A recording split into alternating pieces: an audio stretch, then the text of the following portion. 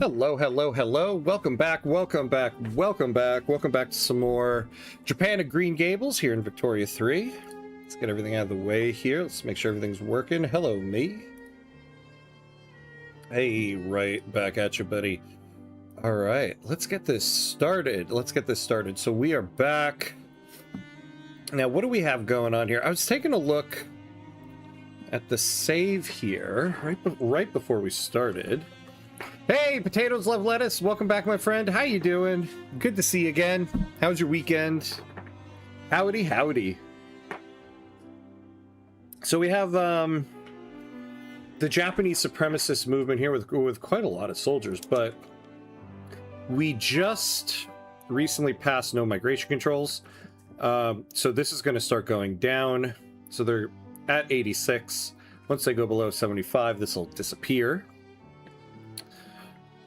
Hey, Beatrice, hello, hello. Welcome back, my friend. How you doing? How was your weekend? Hope all is well. Now, we have, our construction goods are all pretty good, except for wood. I see we're building another logging camp, and we need to add something else to the queue here. A great weekend. You inspired me to give EU5 another run. Nice. Been having a fun Milan run so far. Yes, I've read on the forums that all of the Italian states are a lot of fun, and also pretty good starter beginner friendly ones. I haven't done a run in any of the Italian ones yet, so yeah, I gotta give that a try. Let me know how it goes, because Milan sounds like it'd be a fun one. So we need to get better with wood here. Now we can build more wood.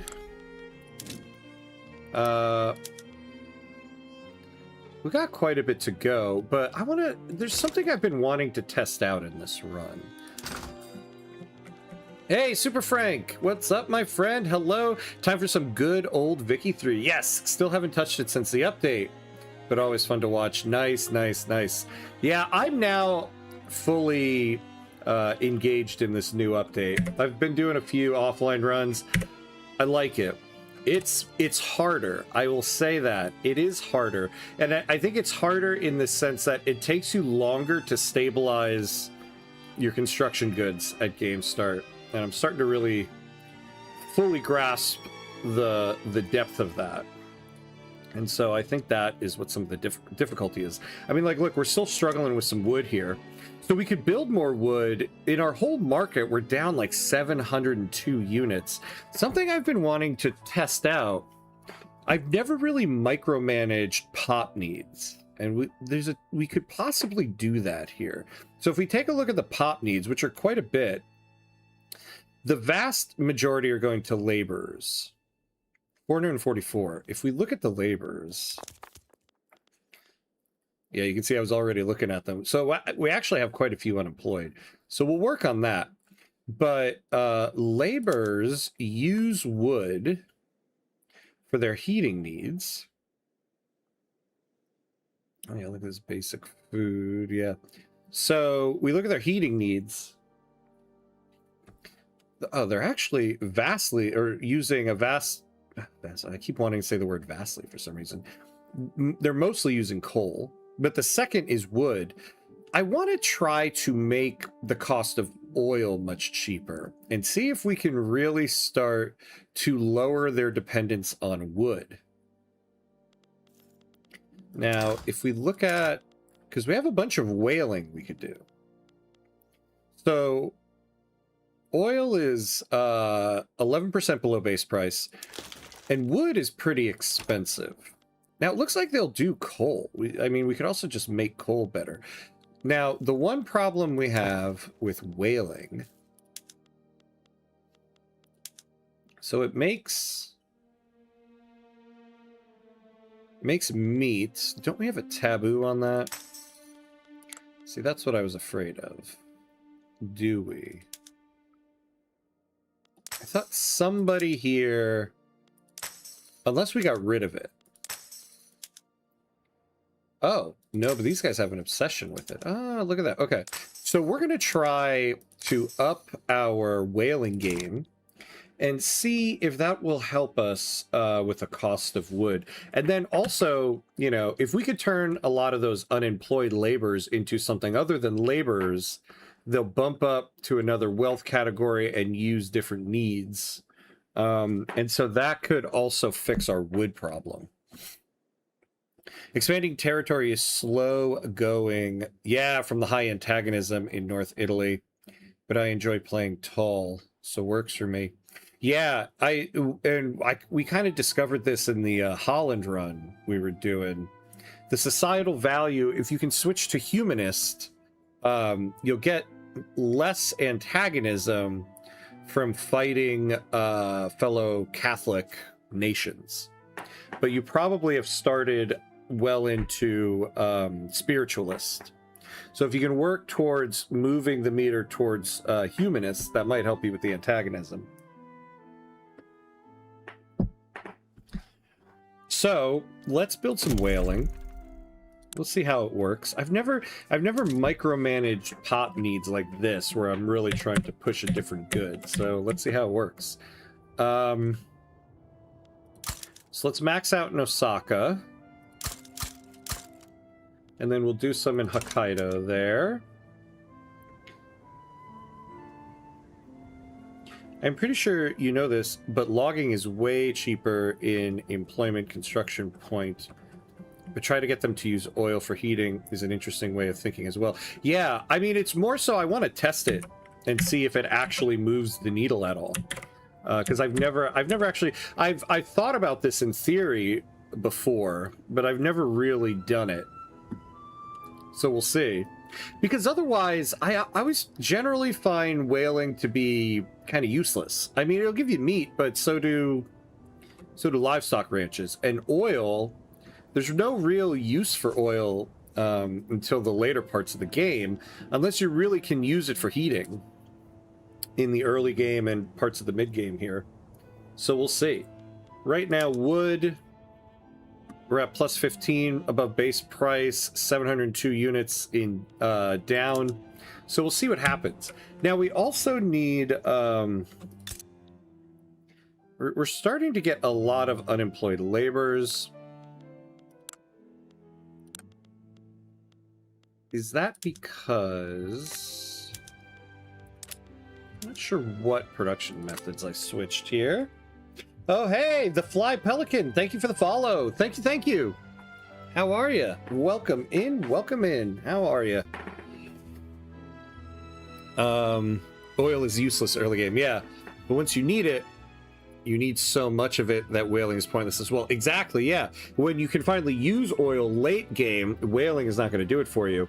I'd really like to... I mean, we're not in the early game here. So another run too, I should try this. But I'd really like to see if it really works to push whaling for oil for labor heating needs early game to free up a lot of your logging. Because one of the big difficulties of the new update is that you have such a high demand on logging in the early game. So let's see what happens. Hey, Just24, what's up, what's up? Hello, new streamer. Yes, hello to you. Brand new streamer. I'm still trying to figure out... I am actually still trying to figure out how this works. How you doing, my friend?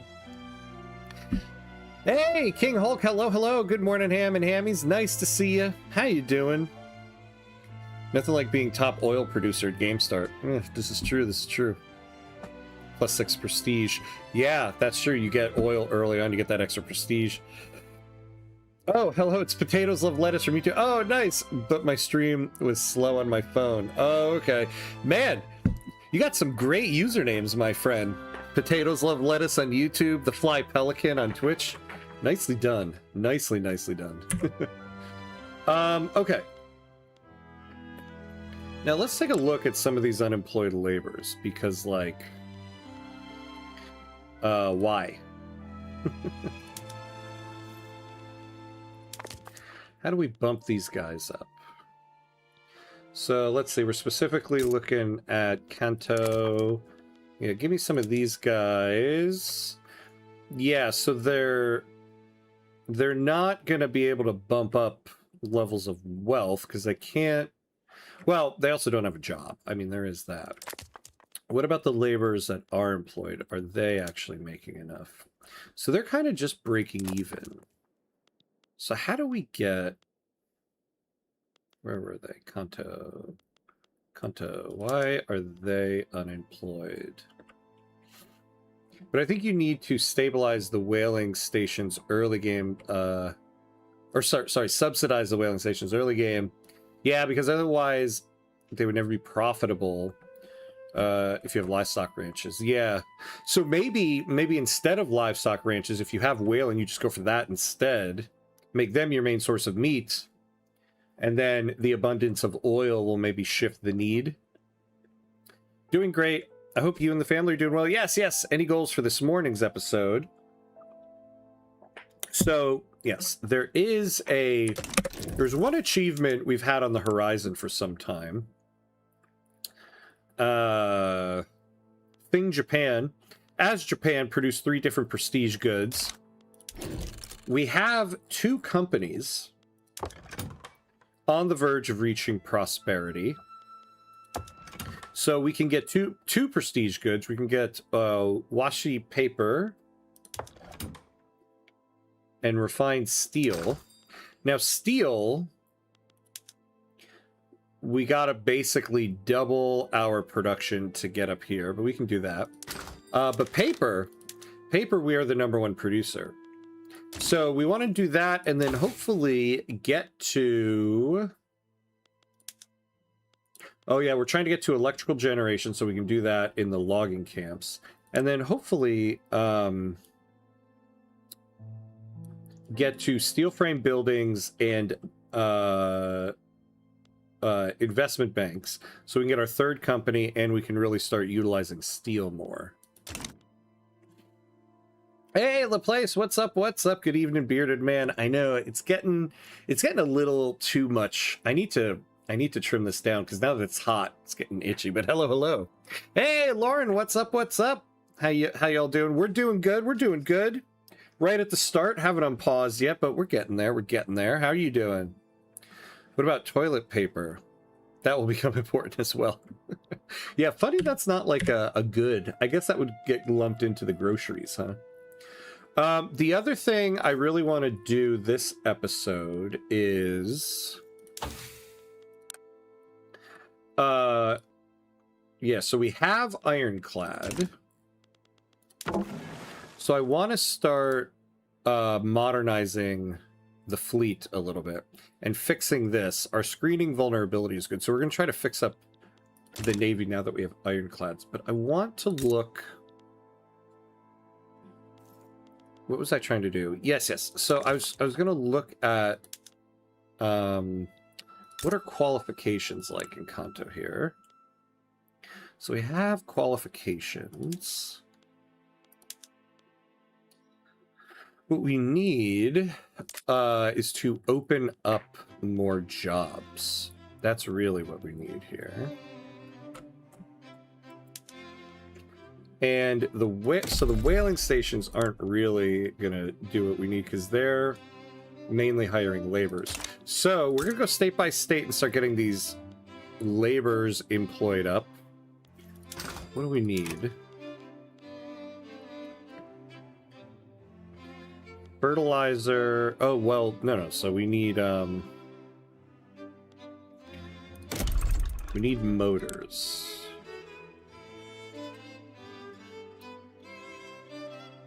So it'll hire just as many others as it will laborers. Is there anything we have production changes for? Specifically to get some laborers here. Like, what are these guys hiring? Yeah, I mean, okay. So let's get some motor industries going.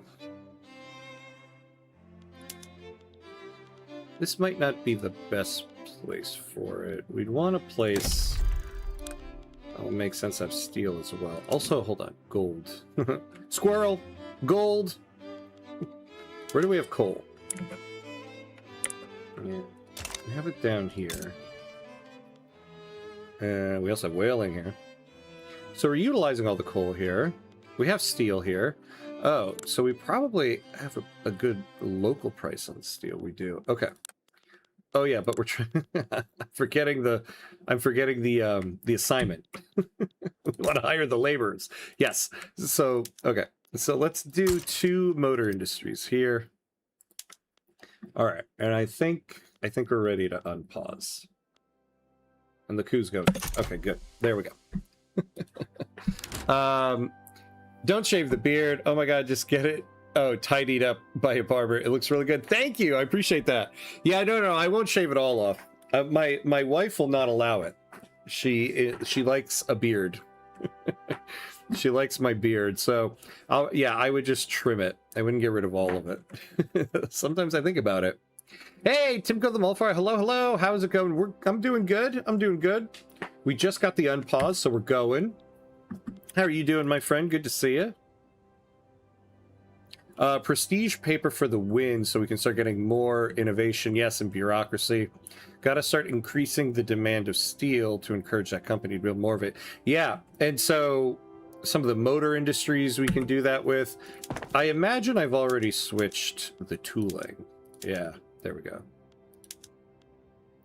Oh, and then once we already have expensive engines, so we're not going to do that just yet. Oh, you know, we could probably... What we could start doing now is start to prepare for the switch to steel frame buildings. Ah, well, we have a glassworks going. But yeah, we are going to need explosives for that. So once we get some motors going... Oh my god, we're exporting so many. Well, whatever, we kind of want that. So we want to build more of that. So right now we're going to work on motors, fertilizer, explosives, and then also just generally try to get more construction going. If you need oil, you could always conquer Southeast Asia. No way that could go wrong. Yeah. We are colonizing down there. We are doing that. Which, we will get some whaling out of here, too. But yeah, we're kind of doing an experiment here to see if I can get some of the labor demand for logging for their heating purposes to at least change a little bit more to oil to free up some of our logging for our market. So we're kind of running a test here. Figures aligned with Major General Nagi and the armed forces have approached elements of the Shonen, looking for support in a hypothetical plot against the government. Yeah, progress will retreat, and that'll almost get rid of it. What's our budget looking like here? Well, I finished my Peru run. Nice. If you have not already saw the flood on Hamcord on GameScreech.'s channel for Vicky 3, yeah, I kind of fell behind the Hamcord a little bit this weekend. I've got to catch up today.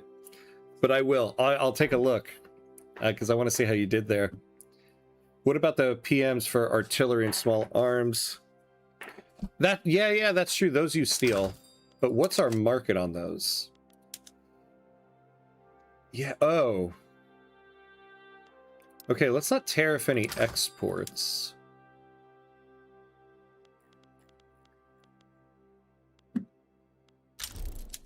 Yeah, we need much more in terms of trade centers, but we need much more in terms of merchant marines, and then people would start building more. Like, oh, here we go, open hearth process, so that'll get us where we need to go. Ooh, that's kind of taking a turn. The conspiracy to overthrow the sitting Japanese government has lost all momentum amongst the armed forces. Major General Berescu Nogi plot has been abandoned. North Sakhalin must have oil fields. Yeah, that was the main reason for Japan to get it after the Russian Civil War. Oh, really? Yeah, we got 3 there. We're going to work on some of it here. And then eventually, yeah, we'll probably start doing it up here. We need to get some people employed up there, too. But I really need to get these unemployed laborers into jobs, especially if we're going to raise our standard of living here, which we really need to. I remember hearing about a Japanese player who had a pretty interesting meta start. Invade China, Malaysia, Philippines, Borneo, Indonesia, Pacific Islands, oh my god, and Burma, Bengal, and get into a war with the UK and US at the same time. He lost them. Oh god. Seems pretty unrealistic. Oof. Yeah, I would not recommend that. I would not recommend that. Could use some bureaucracy. We could use some authority. Yeah, you know, I forgot. We need more taxation capacity. Are we getting tech spread on that? No, we are not. Oh yeah, we wouldn't be because we're not done with this level yet. What do we have left for this level? Organized sports, egalitarianism, labor movement, realism. Okay. Well, we really do need steam donkey, dynamite, and we're trying to get up to electrical generation. Oh, improved fertilizer. That's right. We're adding that in because we need to finish this. And we need rotary valve engine. Yeah. So we're finishing out this tech queue because we need to do this 2 more times. And then we'll get Ainu as a primary culture. What are these guys down to? 83, so they move down slowly. We have a couple political concessions. I wonder if we can get rid of any of them yet. And I've got a protectionist time in. Okay. Sorry, couldn't let the Japan World War II joke slip by. It was too easy. No problem, no problem. Always good to hear about other people's runs and how it didn't work out. Hey, Petrovshi, hello. What's the strat?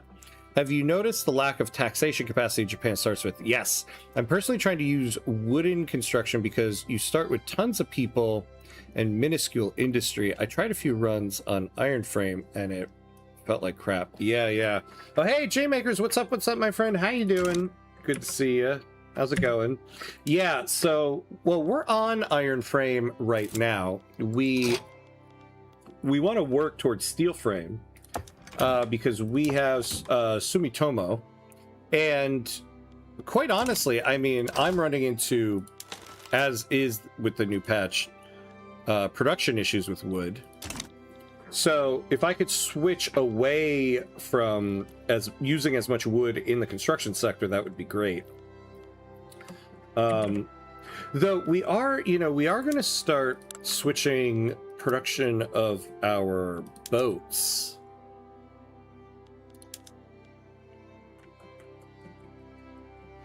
Oh yeah, what in the hell am I doing?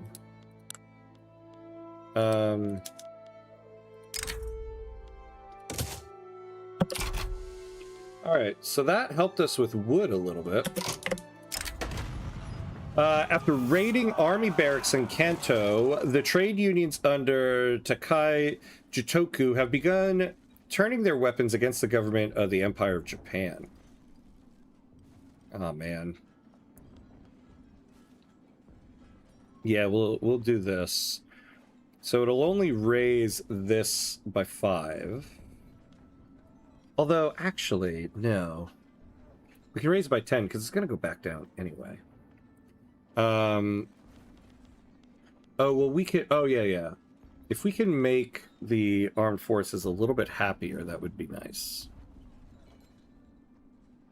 Ooh, and the whole empire gets a negative 35% turmoil. Plus 20% fascist movement bomb charge. Yikes. Let's do that.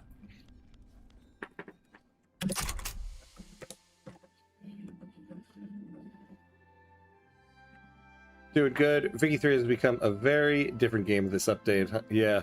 Yes. Very different. Very different. Just many different considerations to work with now. Oh, you know, I forgot too. More of the whaling stations will give more use of our clippers, which makes our shipyards a little bit more profitable.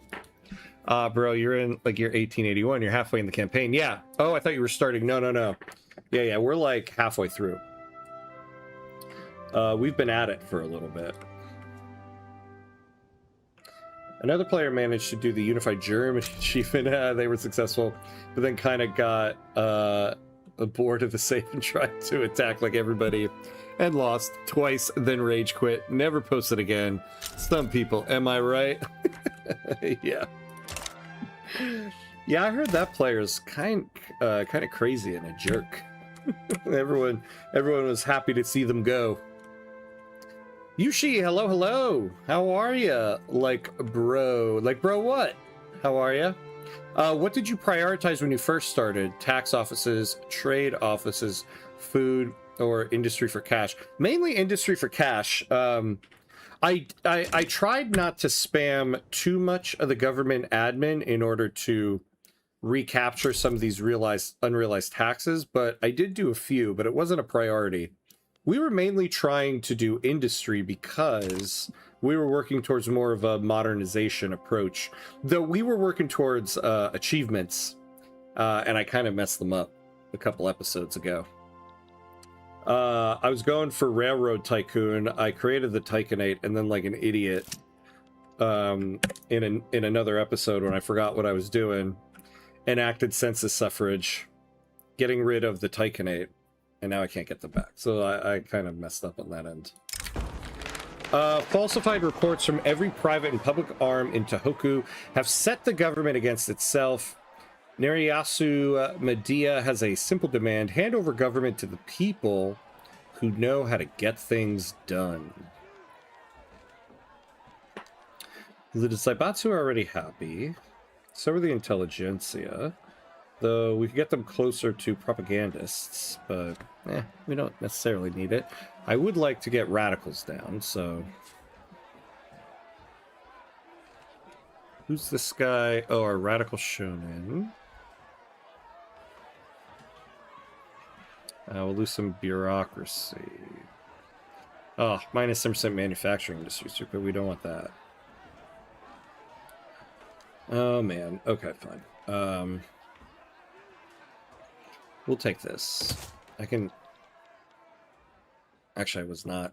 was not expecting 5% would be that big of a hit to us.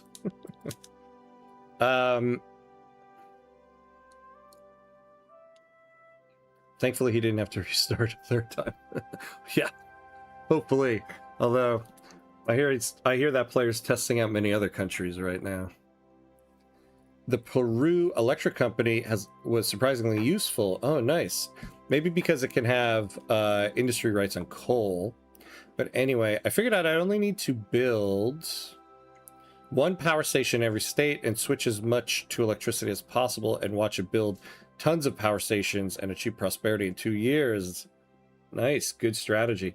Yeah, I find that there's no generic electric company anymore, so it really depends on the country you pick. I feel like there used to be a generic one, but like a long time ago. His forum post about everything was rigged was insane. Oh, the forums. Be careful of the forums. R.I.P. Timco. Yeah. Oh. Twitch deleted my message because it was too long. But I don't think it was. Or the rules for it become stricter. What I find weird... Oh, click to show. Here it is. Oh, the Peru Electric Company. Oh, yeah, it didn't do that one. All right. Well, I read it out for you there. So, yeah, interesting. Interesting. All right, election season has begun in the Empire of Japan, and with it, the strategizing of the government's fixers. If we wish, we may wield the power of the state to ensure a favorable result. So... The Constitutional Party will probably take it. Though I would like the Imperial Party to have a little bit of the vote. What is our electoral confidence at? Oof. Oh my god. Okay.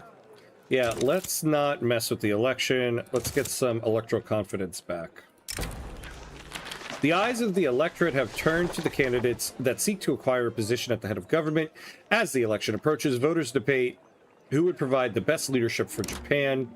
All right, so like I said, they have some momentum. They are really in the hole. So let's give some to the Imperial Party. There we go. And maybe they'll get a little bit more. A pamphlet in favor of right of assembly has been circulated illegally across most of our major cities. Sounds good. Oh, you should. Yeah, I like your content. Oh, thank you, thank you, thank you. I appreciate that. I appreciate that. Thanks for coming in to say so. Very cool of you. I appreciate the support. Yo, dude, I knew that German player, dude, was super cool, but then I saw he treated other people. Made me realize he's the charismatic narcissist type, though people seem to not notice. You know, what's funny is that there's a lot of players sometimes that, in actual real life, outside of the satire here, do fit that description. Shoinosumi has made overtures to the Hyman for electoral support to the Constitutional Government Association. Taro Saigo has at least acknowledged the talks. Oh god, these guys.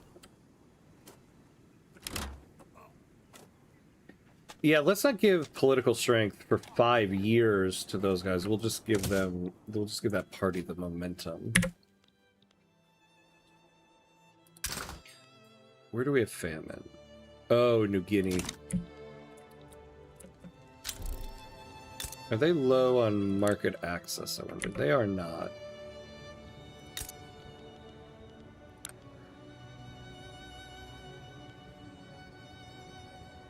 And we can't even... They don't even have any arable land yet. Alright, well, that's just gonna be how it is. Alright, what's the price of oil now, I wonder? I mean, it won't be an instantaneous change.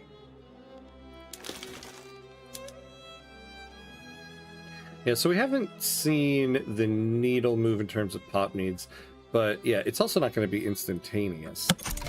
We'll wait a little bit on it.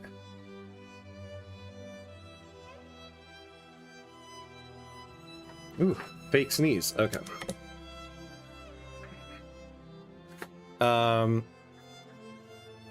Yeah, I do not bother about it too much because Ham can still see it and read the message. Yeah. What electoral confidence? I see none. I know. Well, hey, now at least we have 57%, but we're still losing 14 legitimacy, which is not hurting us so much right now. But I mean, we could be in a righteous government and be gaining a lot more loyalists if it wasn't for that. So. Released patients from the Edo Asylum have steadily denounced the practices involved in their supposedly medical treatments, mistreatment of the sick, withholding of personal letters, and disproportionate punishments were among the charges.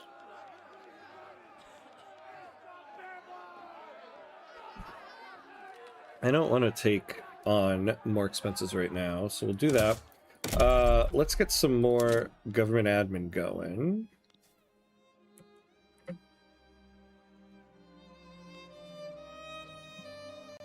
I mean, this is also not bad to build because it doesn't take laborers.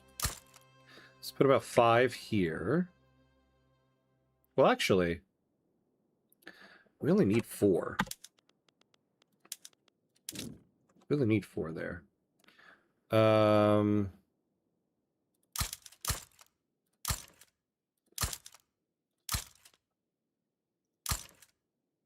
right. We'll do that. We'll build these up. We got, you know, the damn trade unions here are pissing me off with this work to rule. All right. Did you change religion from Buddhist to Shinto when you were Imperial? In my run, I accidentally enshrined the shogunate or whatever, so I wouldn't know. Yeah, I was looking at this. I don't think I'm going to do it. I think Shinto is kind of worse.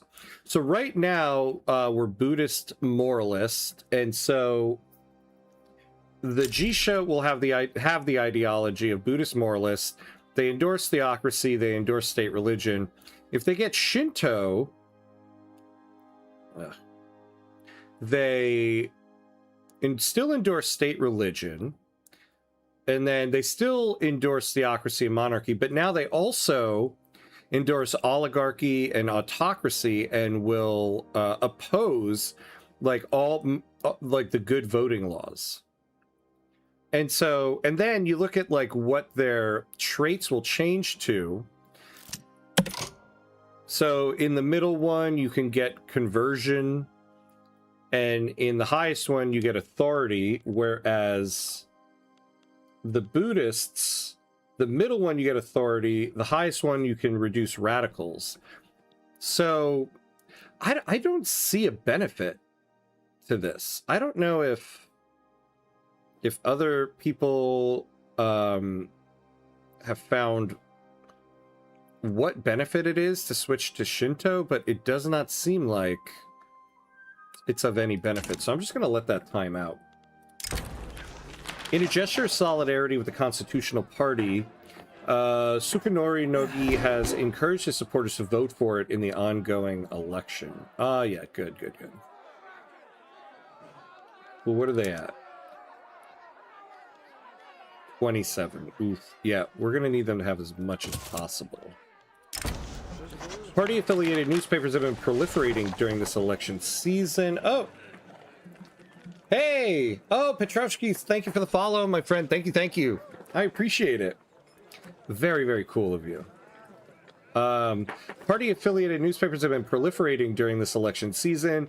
Publications associated with the Constitutional Government Association have been particularly effective in spreading the party line. This is going to be a tight election here. Oh, yeah, here we go. Oh, we can make them lose 10%. We just get, well, 2 years of paper mill throughput.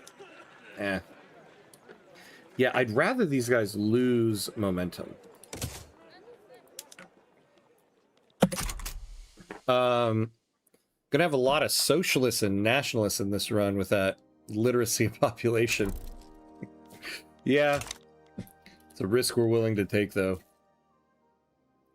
By the way, did you form a power block? I did not. We were a great power for a little bit, but kind of got sidetracked by a lot of stuff. And now we're a major power, so I'm going to hold off on that until I've really solidified myself as a great power. I'm kind of bummed that we lost our great power status, to be honest with you. So let's see. We're not too far off. We just need 60 more. Oh, hey,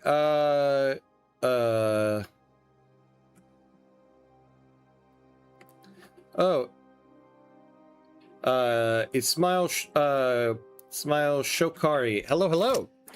I think I have a weird problem with Vicky 3, is that I get strong so fast, and I want to play with late game PMs, that I get bored from it before I get to them. Is there a way I can limit, by the time of 1880, I would have 100 millions of GDP? Well, I will tell you, in the new update, GDP is tough. Especially, I've seen, especially from like a lot of min-max players, they're not reaching the GDP heights that they have in the past. So it's a little bit tougher to get to. I would say if you get strong so fast, I guess it depends on what countries you're playing with. What countries are you playing with?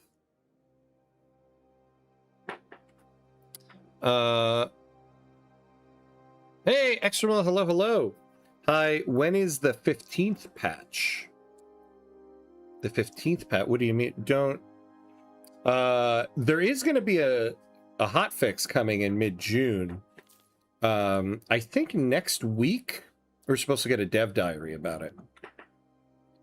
Don't rush neither with universities nor laws. First of all, employ all your pops, then go for them. Yeah, that's true. That's a good point. Are you... Ismail, are you depeasanted by then? Because that's the first thing you should go for. I guess Shinto is for status. You seem to go the progressive route. I do tend to default to that. It's better to give your first company a trade center building charter. I find it's not helpful to give your companies the trade center until you've reached prosperity, because the productivity of the trade centers can vary drastically based on the trades. And so if you're trying to reach 100 prosperity, it can make it a little difficult. So I try not to give them the trade rights until we've reached that. Though I do need to give a little bit more attention to this. Which way, Hamcuts Man? Communist Japan? Maybe. I'm undecided on that. I was actually thinking we would lean into the industrialists in this run, but we'll see where the wind takes us. Yes, 15th hotfix. Okay. Yeah, I don't remember what number we're up to at this point. There's a lot of them.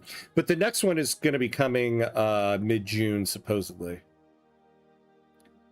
GDP is tough. No, yeah, but it is satisfactory for small states. Yeah, the game is a lot better, I think, for smaller countries, which, you know me, I'm happy with that. At the start of the game, use encourage agriculture decree in places where your subsistent farms are full and have high unemployment. Yeah, I don't know. Encourage agriculture decree at the beginning of the game, especially if you're playing with smaller countries with very large landowner clout. The more aggro buildings you're building, the more wealth you're giving to the landowners, which increases their clout. So I don't know if that's the best option if you're trying to disempower the landowners. Struggling people in Kyoto have been desperately trying to get their hands on any food they can. Dire warnings of a turnip winter have been spreading throughout the region.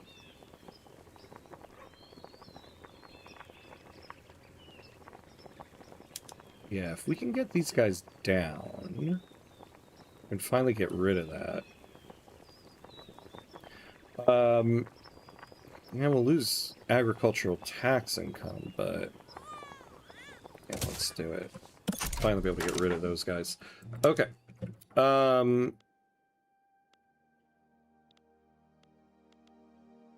Now, we're doing right of assembly. Why are you guys so damn unhappy and giving me negative construction efficiency here?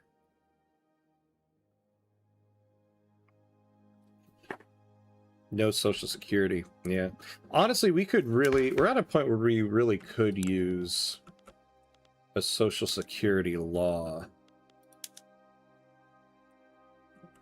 We might go old age pension next.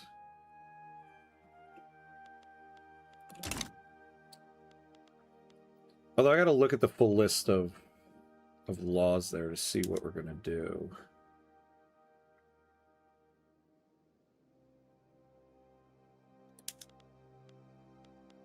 Okay, let's see what the Jisha want here. The Jisha the Jisha pour only their best vintage and smoke only their finest tobacco during a polite discussion with government representatives about right of assembly. Lowering taxes, huh? Yeah, I don't like any of this. We're definitely not going to go to anti-strike laws. We can't lower taxes. We could do political concessions for a bit. That'll be hard because the only people that really oppose this law, I mean, they oppose it. This actually might be a good concession to take. Well, no, what am I talking about? They won't get rid of it. But the armed forces will help us get rid of it. Oh, here we go. Ah, damn, those guys won. But I also don't know if I want to lose 50 authority just to lower this stall chance by 6.8%. So we're just going to say no. No thanks, guys. Yoshikuni Date, the methodical leader of the Kazoku, has been studiously working to increase the nation's credit. At last, all his work is paid off, but for the Kazoku or for the Empire of Japan. Oh yeah, well, let's take this. The election's over.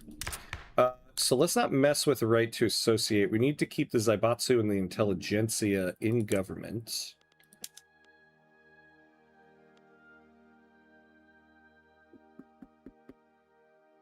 So we can lose the intelligentsia, maybe. We'll only lose 6%. But it's not going to get us above that. So also, what does it matter at this point? Well, let's not do the reform, and maybe we can get this passed before we lose the free government reform.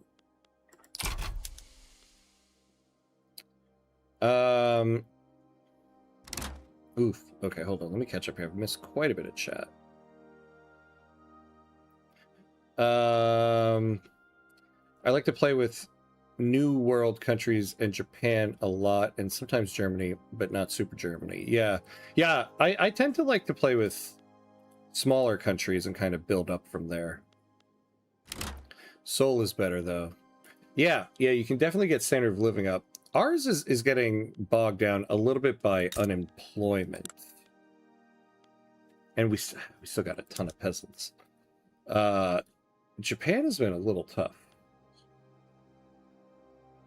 At the start of the game, use encourage agriculture decrees in places where your subsistence... oh, yeah, I already read that one. Yeah, I don't know about that. I think I just don't like to play with positive bounce. I always expand construction. Well, it depends on your interest rate. If you're too small of a country, your interest rate is going to be too high. So you got to be careful with that. Hold on, we got to fix our government here. We're running about a little under 50%, but our interest rate's only 7.7. All right, yeah, we're going to have to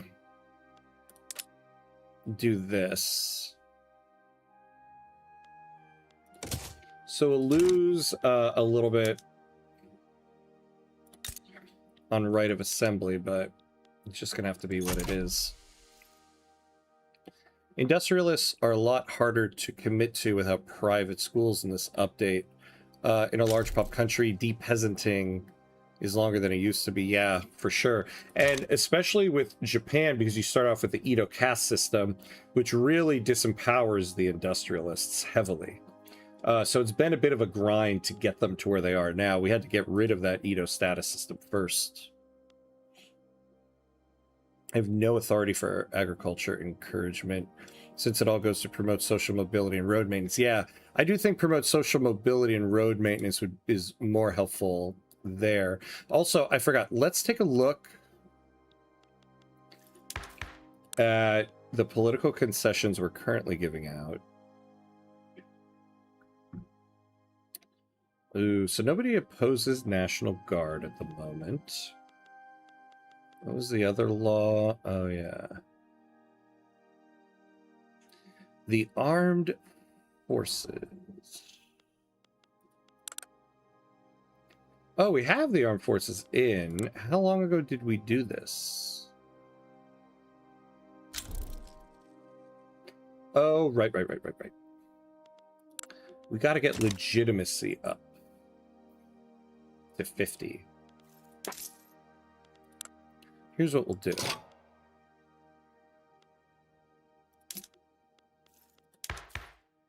There we go.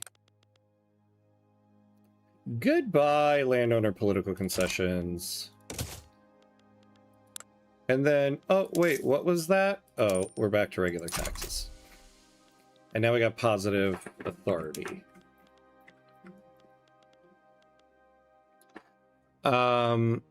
Mass agricultural decrees in large pop states can be used to get Seoul up a bit.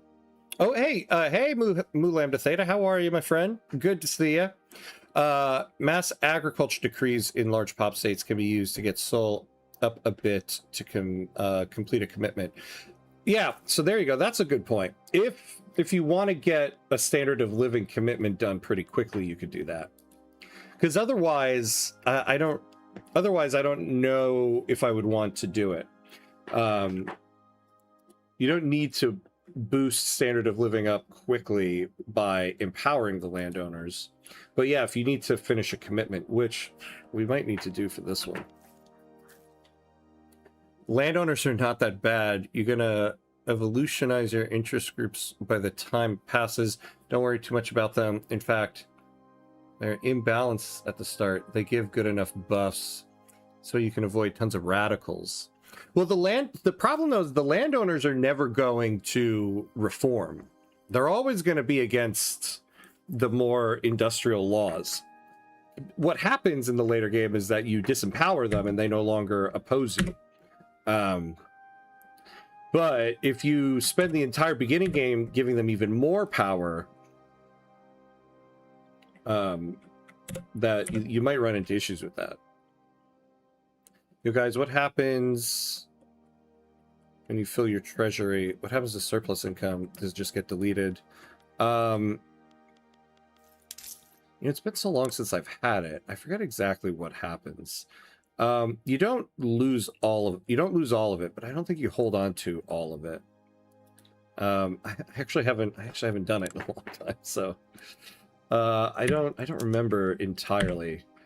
You don't lose all of it, but I think you get some type of inefficiency, something, where you also don't keep a lot of it. But I could be wrong about that. I would say even on traditionalism to not let private sector build useless buildings in states with half-full subs. Farm 79% government construction sector allocation is OP. I heavily disagree with that. First of all, you can manipulate the private construction queue. Private construction queue doesn't build randomly. They're building based on certain factors. Traditionalism is an awful law. You absolutely need to get off of traditionalism, no matter what. Although if you get poor laws, you could say you could stay liberal more effectively. Not really. Not with poor laws. Poor laws give a negative 15% political strength when receiving welfare. The people who are going to be receiving welfare are your lower earners, and so you really do disempower, well, you definitely disempower the trade unions. Oh, there they are. Definitely disempower the rural folk, which isn't always so bad. But you're definitely going to give much more political power to, like, either the landowners if you do it early game, or the industrialists if it's like mid game. All right, let's an explicitly partisan newspaper founded by members of the Japanese supremacist movement in Kyoto has published its first issue. Between advertisements and political cartoons, it hosts ruthless critique of government policy. Okay, let's do that. All right, let's add some more here. I really do need to fix up some of this stuff. What we're gonna do... Yeah, our experiment didn't really pan out with the oil. So we're gonna build some more clothing shops, furniture okay. Oh, we do need more. Okay, so here's what we're gonna do. We're gonna build one of these guys here. And then give me fertilizer. Give me 2 explosives. Oh yeah, and munitions. Have we upgraded the military yet? I don't think so. No, we have not yet. So we can start doing that now and get some of these people employed more. Give me 2 of those, and then we'll go from there. Yeah, there we go. All right. Now we are at the hour mark, so I have a little bit of chat to catch up on here. So we'll do it after the break because we're about to get hit by ads. So we do have to pay homage to our loving gods of ads here so that we don't have to watch ads during gameplay. So 90 seconds and we will be right back.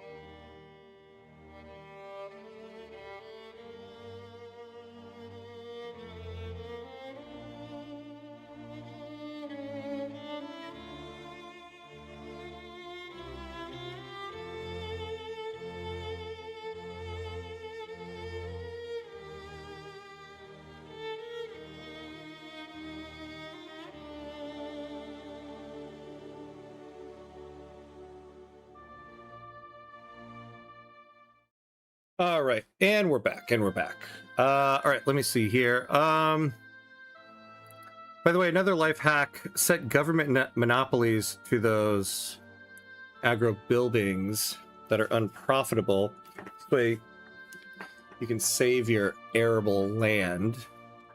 We keep 2 monopoly slots just to monopolize railways and arts academies.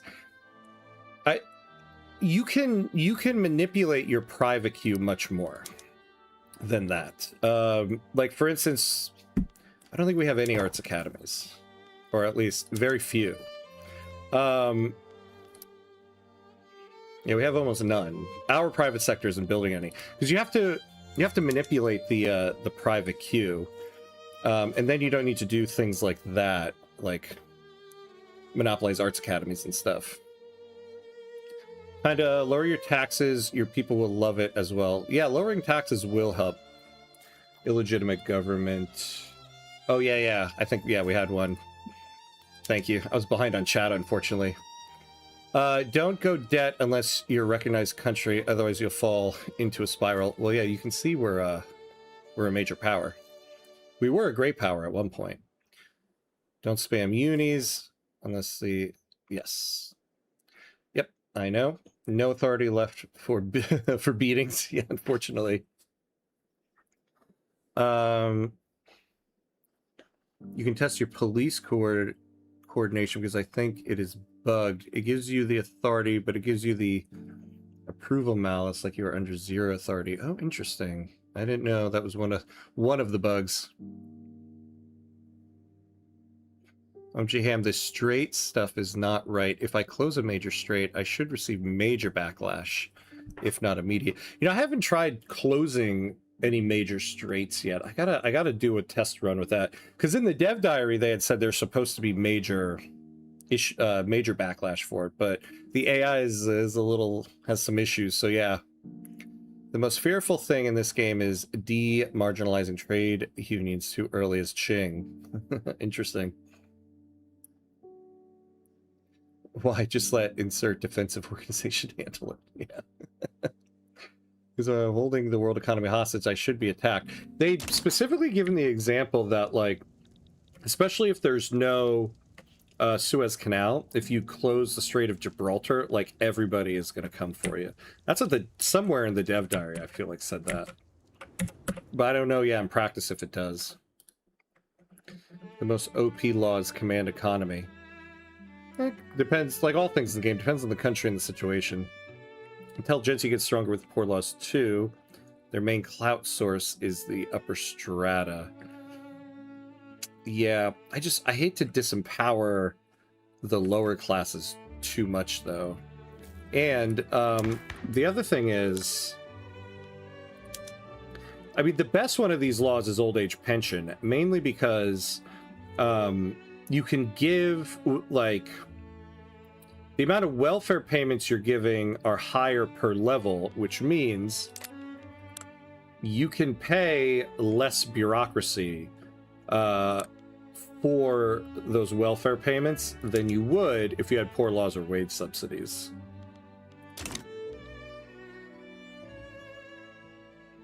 I close the Orson Strait of Sweden, and I'm making a real bank there.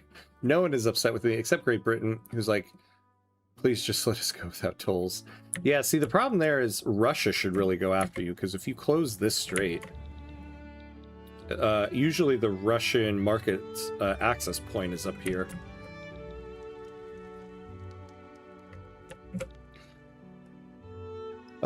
It's not Kyoto, it's Kyoto. Thank you, thank you. If radicals reach 20% of your total pops, your country is basically cooked. Well, I wouldn't say cooked. I've been there many a time. You can come back from it. Oh man, okay. Sorry, I'm gonna have to fast forward a little bit here. What is going on with the auto mod? I'm not sure. I don't use that too much. You need trade centers to trade inside your country as well as if they trade with foreign lands except tariffs. What do you mean trade inside your country?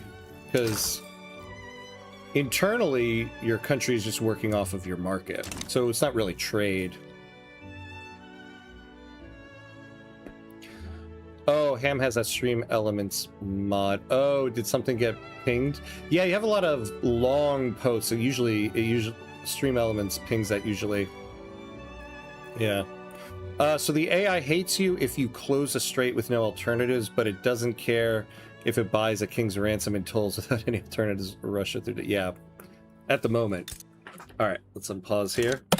I suggested because you said you were leaning industrialist. Oh, yeah. If you go populist, you'll have a ton of union power with the angry masses.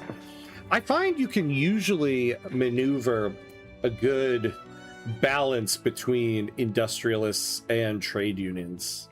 If you balance the laws and everything out well enough. That's usually what I try to go for. Why do you hate to disempower the lower classes? It's their fault they're poor. If they didn't want to be disenfranchised, they shouldn't have been poor. Easy fix. And their skill issue. Yeah, I know. Unironical mindset held by some in real life people. Unfortunately, yeah, that's the world we live in, right? That's like the actual belief of some people.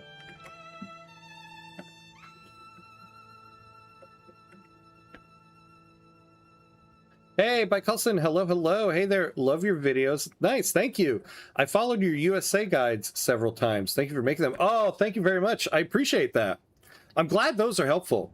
The starting step series I do take much more like time and editing than the tutorial one. So it's always very good to hear that a starting step series was helpful. So thank you. How are you? Welcome in. No, remote locations are one large market. You don't need any trade centers to trade with non-connected states. If you have land borders, if you only have sea access, you need ports in your non-connected states. Oh, I see what you're talking about. You're talking about like, so states you own that are not connected by land. Yeah, you don't need a, like Super Frank said, you don't need a trade center. You just need the port. And now you need merchant marines.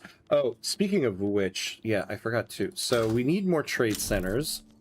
But we need more merchant marines. What's going on with their ports? Let's fix this up. All right, so we're utilizing that. Oh yeah, those two we're not really going to depend on. All right, so we have so this is, oh no, I think I moved our market center, right? Here's our market capital. Okay. And we still got tons of people. So let's get some more ports going here. We've got quite a deficit. Let me make sure we're not actually... You're actually importing quite a bit. All right. And so we have a natural harbor here. So let's get, like, quite a few more of these. Oh, we got Steam Donkey. Come in handy later. And then build a few more trade centers here.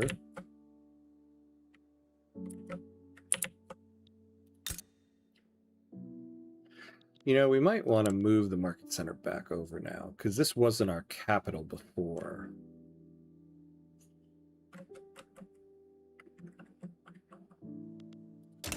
Nah, we'll just keep it as is.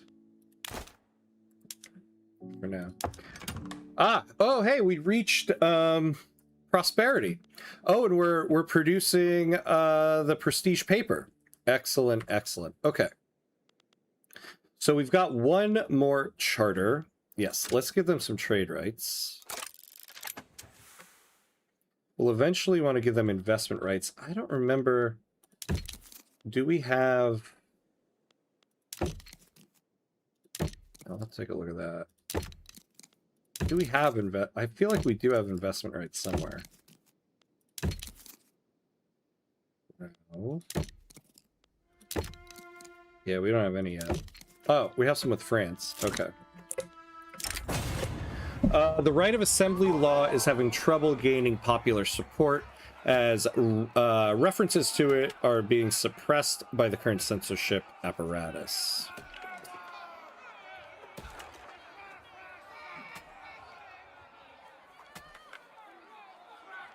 What are these guys at? All right, let's just do this.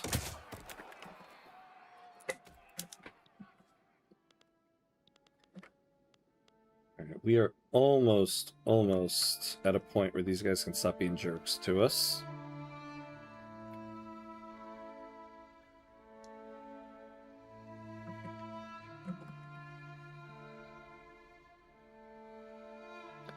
So, exclaves are like sub-markets that are not shown on the markets map modes. I'm not sure what you mean. Exclaves? I'm not sure I get what you're talking about there. Another game tip is release West Guangdong as Qing as you're subject to avoid opium wars. Yeah, well, we're not Qing. We're Japan here. So we can't really do that. Is there like an amount of ports, or one port does it, or does it scale depending on the amount of shipping? Yeah, one port will do it. I see Super Frank answered to you here, though. Let's see. Exclaves that don't have sea access are their own market. But you can get trade rights with a state that would connect your core market, your exclave. What is exclave? I'm not sure what that is. You mean like a subject? As far as I know, one port is enough, but this might have changed. Should load up Sweden to check if the island starts with a port.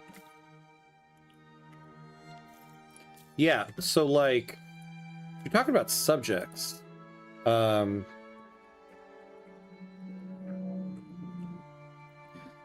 how do you decide where you have your market capital? I usually just keep it where it is. Well, I forget where it was. Our market capital, I think, was over here in Kyoto. I moved it over here because we have a natural harbor here. And so we get plus 15% trade capacity. And then you get extra trade advantage on the trade port in your market capital. So I wanted to combine those two things. So I had moved the market capital over here early on.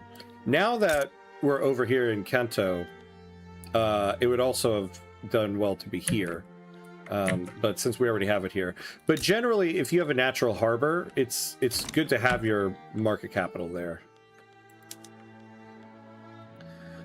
All right, so we're working on fertilizer, explosives, munitions. We'll upgrade the military. Oh, Gotland. Okay, I think I get the example that you're talking about here. But,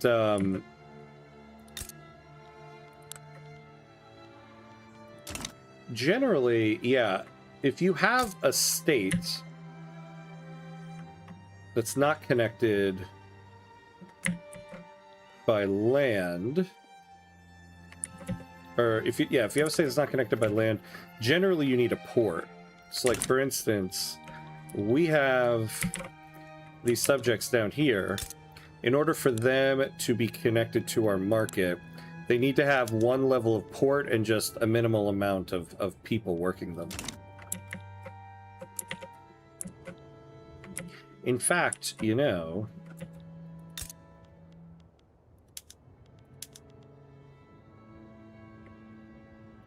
we should just keep these guys at Anchorage, so we don't have enough people for it.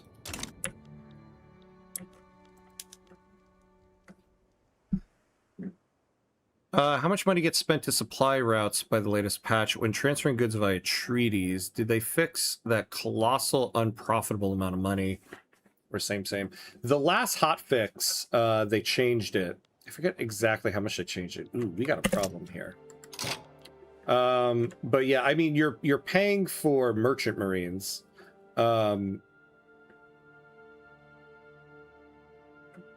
see. And you can usually see it. Yes, we're paying about 200 for the supply ships, but that's not what I'm looking for. Oh, well, we're not doing any goods transfer treaties, but either way, you'd be paying for merchant marines out of your market, but I think they changed how much they use. Discontent with French Republic has led to the seizure of the city of Paris by revolutionaries. France is now split between two rival governments, that of Paris and that of Versailles.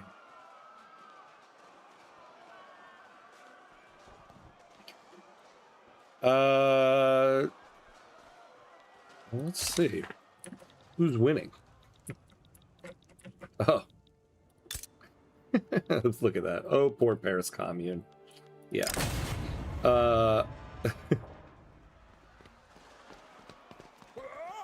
No. We're gonna back the French Republic. Alright, what happened to us here?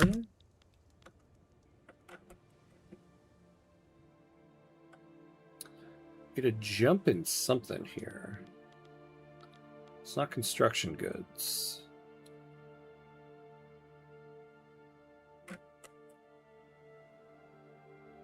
Oh, I know what it is. Yeah, we just built all those government admins.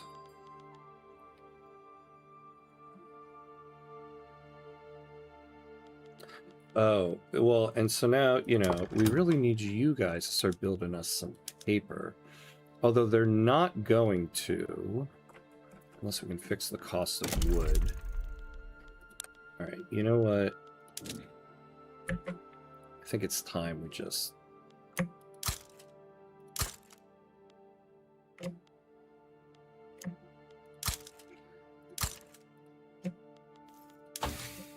Because we're a little far off from electrical generation here. So we're going to add these guys to the top of the list. We're going to get this done. And then we'll work on everything else. Oops. I'll move that back down. And then our company will start working on some paper.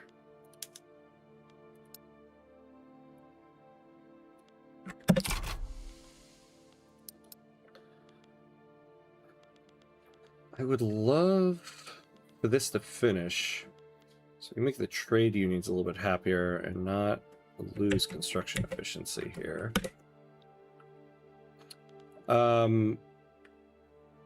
This is quite a bit to be getting before we get the paper we need. Doing these logging camps, though, will help us in terms of construction goods, so it might help us a little bit. Can bump the military wage down. We're not getting a lot out of this 100 here, though. It's affecting the upper classes more, which is nice. I'm going to keep those as they are. I hate to raise taxes to high, but we'll see. In the midst of the debate surrounding right of assembly, one of the country's leading playwrights, strongly associated with the shonen, have staged a widely acclaimed play whose politically laden theme makes no secret of the author's desire for the law to be passed. So we'll do plus 10% there.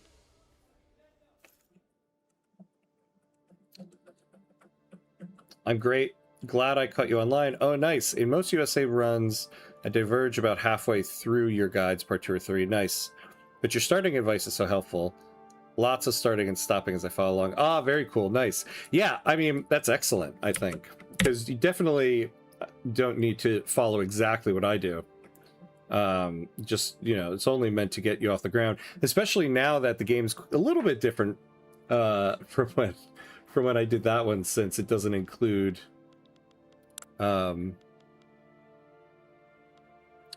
Oh, yeah, it doesn't include Great Wave. Oh, I forgot we paused the ship construction.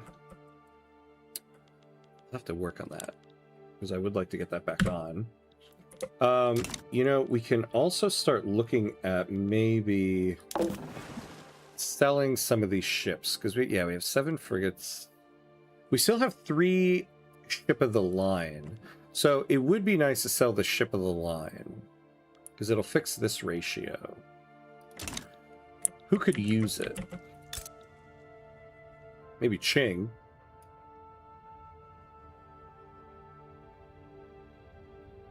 Yeah, they're still doing ship of the line. Let's see what they would give us. So we give you that. Yeah, see. They're not going to give us a lot, and we're already starting low. Okay, let's forget that.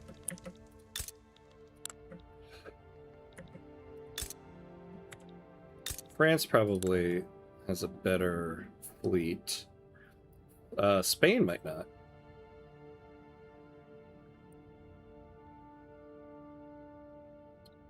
Let's see where they're at. No, they got early ironclad. Damn. What about Sweden? Yeah, they seem to have a small navy.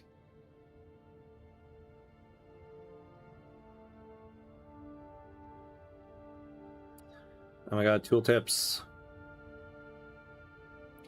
Early ironclad. Damn, I think we waited too long on this. We could look for some of the smaller countries. Like, what's Brazil at here? Not that Brazil's a small country, but... Oh my god. Come on. Thank you. Yeah, one ship of the line. What's our relation with them? Alright. Well, let's start improving with them right now anyway. I wonder what we can get here. Oh. Whoa. Oh, the ship is obsolete to them. Damn. Hey, you guys got no ships.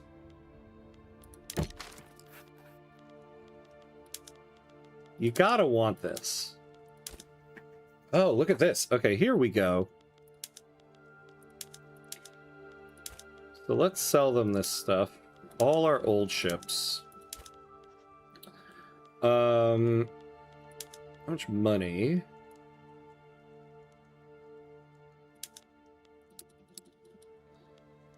Not a lot. So what if we did like 700 a week? 50% chance, and we do this All right, why don't we do this? 550. 550 for 10 years. 57% chance. We could also throw in...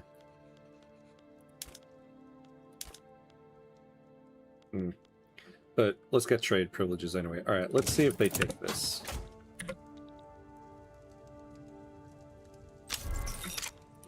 All right, there we go. So we got something for those old ships. Let's pause ship construction. Yeah, it's gonna bump up the expenses quite a bit.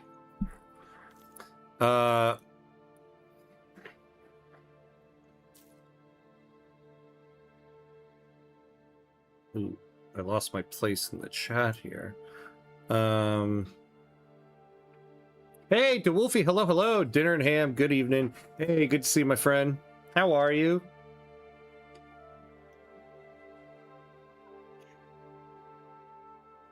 Exclaves are like, today in real life, Russia has that sliver of land in between Poland and Lithuania. It's an exclave. Okay, an exclave is a geographic feature. Look at, for example, Spain. There's a northern part of modern-day Morocco that is Spanish. I mean, exclave because it is not connected to Spain itself via land. Yeah, but I guess they don't have that specifically in the game here. So it would just be a piece of land that the country owns, right?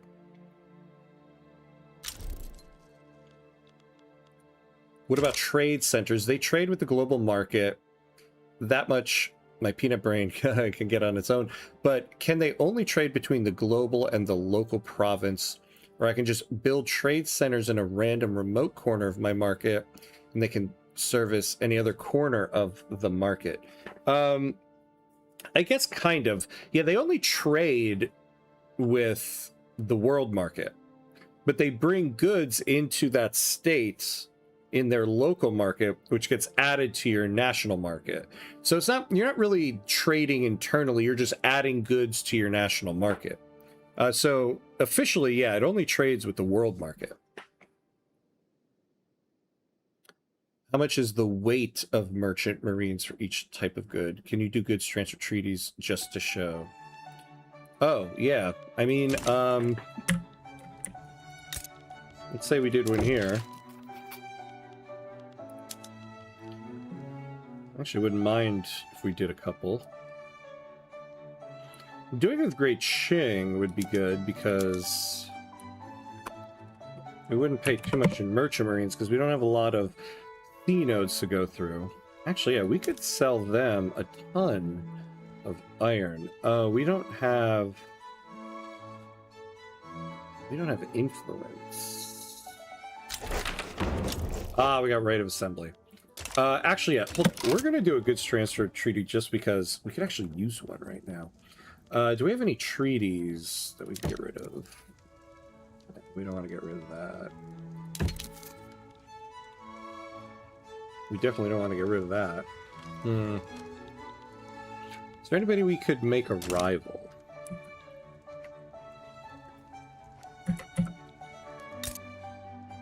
Nah, they're too low.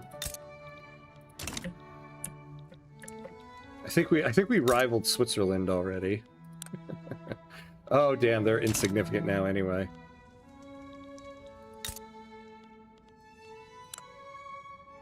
Here we go.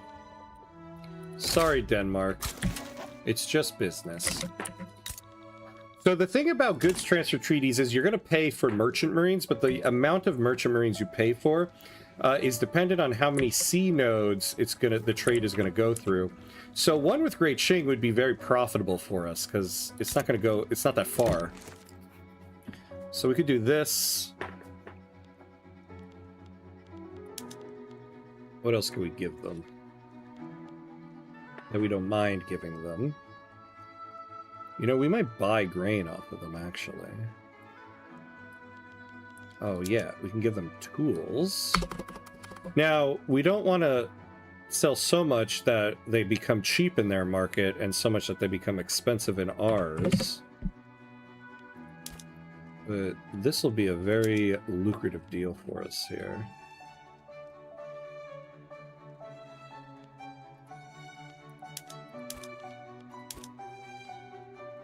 And then we'll buy one thing off of them.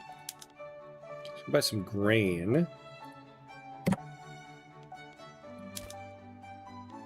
There we go. And we'll do this. Let's do this for about 15 years, because we've got the trade privileges. Yeah, I think this is good. All right. Agreement thought completed. Look at that. Budget's looking a little bit better. And now,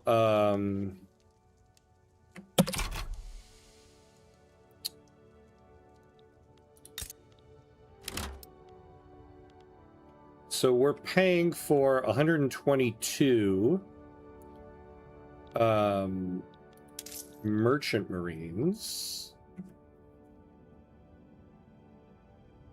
Yeah, the supply ship construction. Oh, here we go. Shipping lanes. There we go. Yeah. So we're paying about 10K for the merchant marines. So if we made the merchant marines just a little bit more affordable, we really do need to do that. Yikesies. Okay. We'll finish the logging. When we're done with the logging, we'll really tackle the ports, because we really do have to do that. A commission has been sent to the prestigious Arts Academy of Hokkaido to get one of their finest composers to write a national opera that captures the grandeur of the Empire of Japan. Plus 30 prestige might get us a little bit closer to a great power status, which will significantly lower our interest rates. 5,800 of expenses for 5 years. But then we'll have the back end of this 10 years where there's no expense, so we'll do that. Those who seek to think boldly and freely are increasingly finding the Empire of Japan to be one of the safest places to explore their ideas. Yeah, let's take the university input. All right.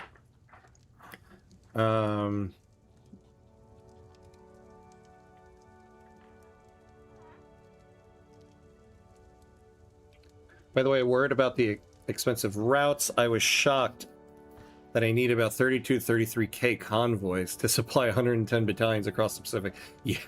Yeah, 110 battalions across that many sea nodes. Remember, now it's all about how many sea nodes you're passing through. It actually was always about that in the past, but now it's a lot more expensive. Yeah, that would be quite costly now. Interesting. They want to guarantee our independence. So they're doing this just so they can get some involvement in our region. But what can we get off of them for this?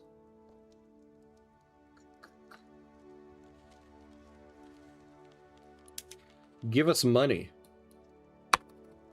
and we'll let you guarantee us.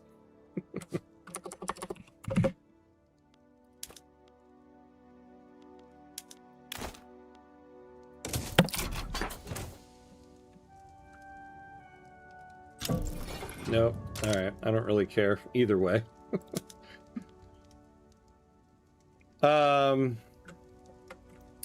Let's see. Is there a reason you pause rather than moving to 100% supply ships? Yeah, because one, I wanted to catch up on some debt, so I didn't want to pay this 3.5K. And if you go to 100% supply ship construction, you're still going to be paying this 7.9K of supply ship construction.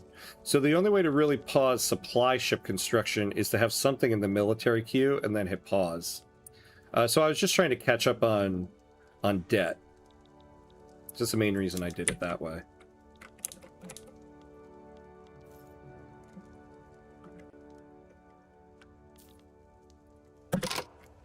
Pass right to associate. Now where did all these communists come from? Yeah. All right, what are we passing now? What are we passing? Yeah, and look at us. We're only 35 prestige away. If I bumped up military wage, we'd probably bump up there. Wait, we don't have any promises, right? No. Well, no law promises.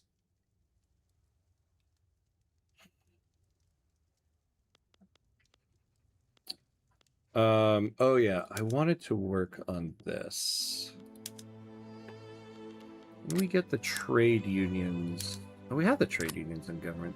Wait, what's the deal with this? Oh, we have an illegitimate government. That would do it. Yeah. Oh yeah, that's right. Okay, well let's get out of an illegitimate government. Because we don't want that. But yeah, there's not going to be anything we really want to pass now. We want to stay on that. Yeah, I don't think we're passing anything right now until the next election. So in 2 more years. We just don't have the right government for it.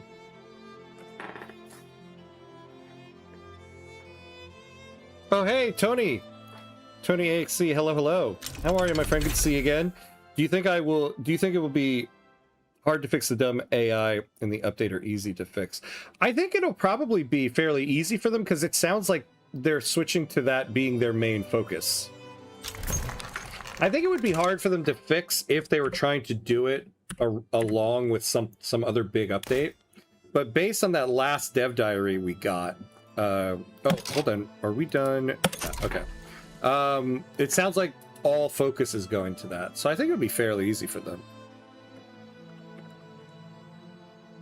Yeah, shouldn't sell to Ching if you plan on taking land from them later. Yeah, that's a later me problem. Present me wants their money. Later me will stab them in the back.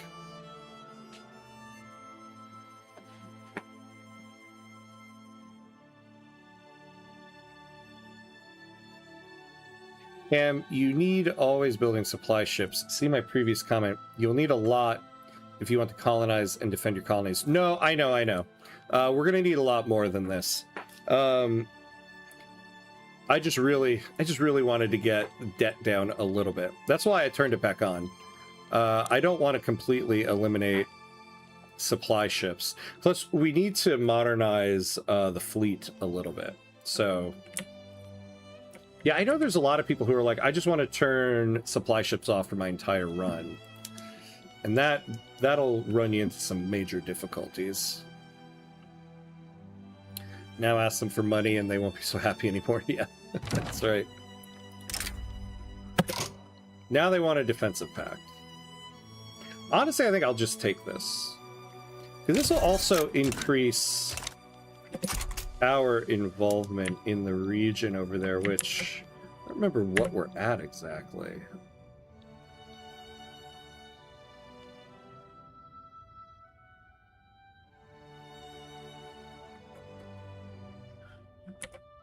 So this will bump us up to level 2. And we're bumping up here as well. Nice.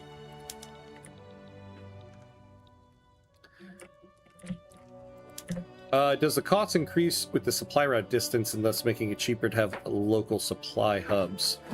Yeah, it does increase with the distance. Yeah. So the closer you can trade, the better. Though also the amount of goods you're trading will dictate how many merchant marines you need. And I am selling quite a few, so which is why we have such a large cost. To be honest with you, yeah, so you see the cost went down a little bit. So the merchant marines, but are we actually making money on this? What's the name of that agreement we made with Qing? Matsue Convention.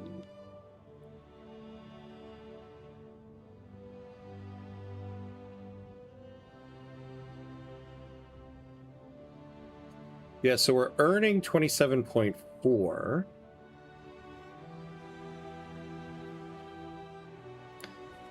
Yeah, so 23.7. So we're getting a little less than 4K. So we're actually losing money on this. So we really do need to make the merchant marines much more affordable. Wood is pretty good right now. Let's fix this real quick.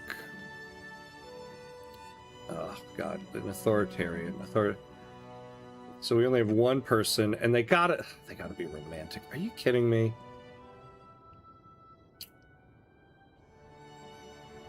Ah, damn it. Definitely not this person.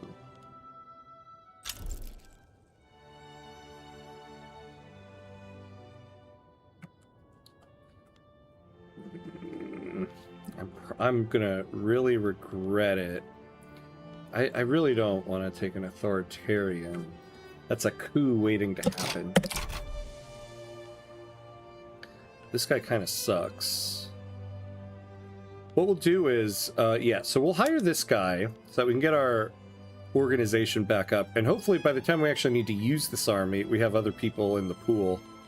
We can just swap them out. And what was the thing I was about to do? Oh, yeah. So we'll do the rest of those, but let's start working on the ports now. Because the cost of wood has gotten a little bit better. We'll start trying to build those guys up. Well, we could also really use some better tech. Yeah, like gantry cranes. Let's make that the next thing we'll go for, and then we'll work on it from there. Hey, Jack. Hello, hello. What's up, my friend? Sorry, I'm a little behind on chat here.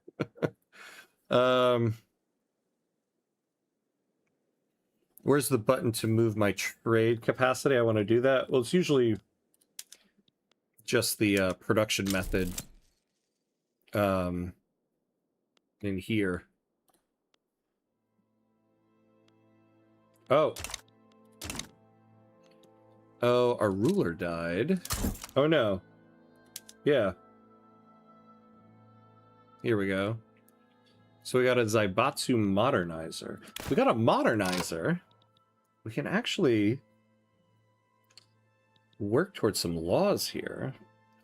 We might be able to go to commercialized agriculture. Oh, no, but we need mutual funds. What else does this person afford us?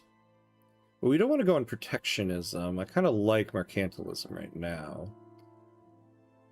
We're on interventionism, public schools. Yeah, we actually have everything we want except commercialized agriculture. Prince Mutsuhito has ascended to the Srisanthium throne as Emperor of Japan. His ascension has marked the beginning of the Mutsuhito era, named for the promise of enlightened rule. Yeah, wonderful.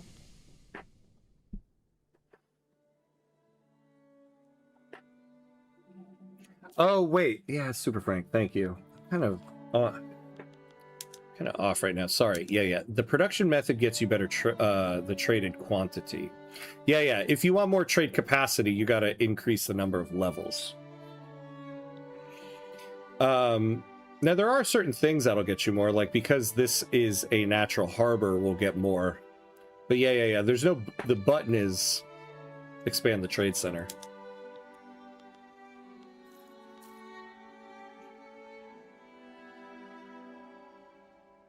Hey, Mickey EKV, hello. What's that standard of living for 83? Oh, look at us. Okay, we're really bumping down here. Okay, so this is the next order of business. This is mainly because I need better jobs for people here. And what I need is more construction to get the private queue going.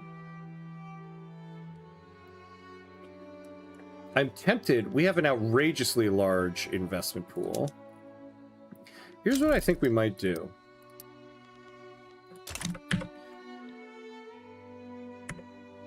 We might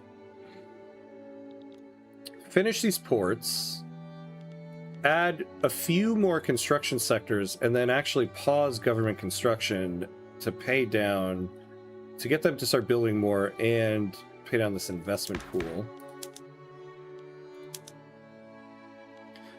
Interesting, nobody really wants this. How do these guys not even want it? Who's their leader? Oh, a protectionist. Yeah, so we need to use that more. Oh, hey, Jack, speaking to you from Scotland. Oh, very cool, very cool. On vacation or just general travel?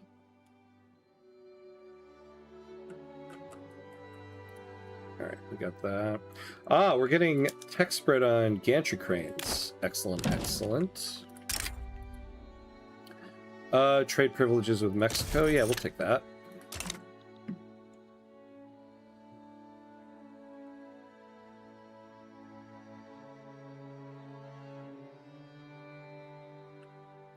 Ham has the best deals. Give us money and we allow you to protect us. Yeah, I know, right? Give me money and I will take your protection. Oh, sorry. I probably missed Timko the Malfar. Sorry, my friend. I see it now. Well, if you're hearing this on the VOD, I hope you had a good day. What about immigration policy? We are on no migration controls. So that's pretty good. Ooh. Still, though, nobody opposes National Guard. We might need...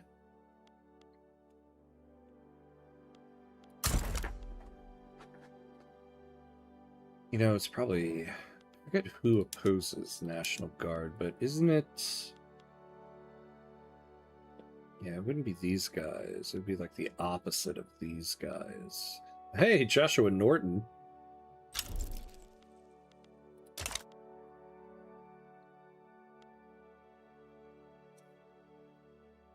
We might want him in here. Maybe not. Yeah, ethno-nationalist is not going to.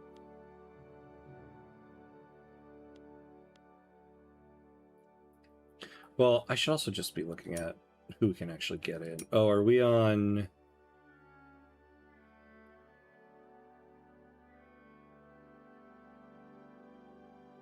Oh, yeah, because we can't...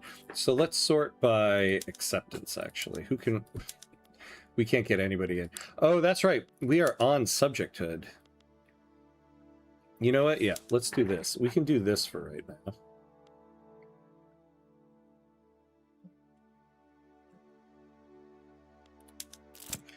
Interesting. Yeah, because I hate subjecthood. Okay. So let's go to cultural exclusion. We can do that with the current government. A group of respectable musical composers teaching at the Arts Academy in Hokkaido have approached us. They have drawn attention to the alarming lack of a proper national anthem fit to invigorate our people's spirits. Ooh, I'll take that. Thank you very much. And we're a great power. All right, so our interest rate has gone down. So when we, I don't know if we got the week update already. Let's see.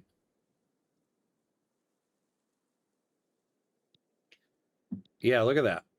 Bump, ba da bump, bump, bum. All right. And then we can make these guys happy. Oof, everybody's unhappy. Yikes. Okay. Oh, look at DeWolfie, the very next chat. You're not going to get out of subjecthood? Look at that. Subjecthood is actually good for investors. Oh, here we go. Can we get off of high taxes? No, we cannot.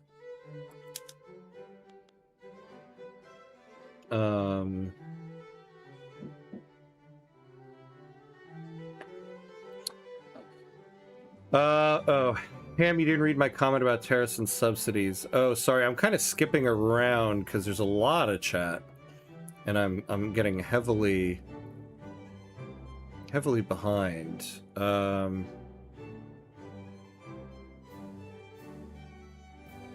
Where is it? I think I missed it. Oh, I would manipulate the market by using 25% tariffs on exports and reciprocal subsidies on imports on those buildings. It costs 200 construction points. 24% tariffs on imports, 20% export subsidies, 800 CP. Yeah, I mean, I could go through the market and kind of manipulate it in that way. The thing is, though, tariffs and subsidies are better for... Oh, you know what? Actually, for right now... Like, you do make some money on it, but it's better... in the end, it is still better... it should be used for increasing goods in the market or increasing demand in the market. And we're not really at a point here where I need to manipulate the market so much. Like, because the thing is, a lot of the stuff that we're lacking, we should be able to build. I just need more construction in order to get there. I suppose I could be doing... yeah, actually... What are we paying on this right now? Oh, no. Oh, yeah, let's not tariff the import of wood here. In fact, we'll add a little subvention. What's going on with fabric? We'll keep that level. We have a pretty good budget here. Let's finally add 2 more. We'll keep trying to expand this a little bit. Oops.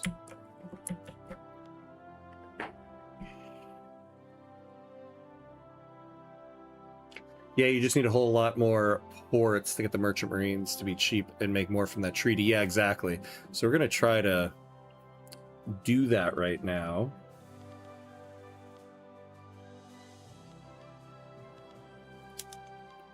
Let's take a look at you guys. What are you so pissed about? Oh yeah, the Social Security.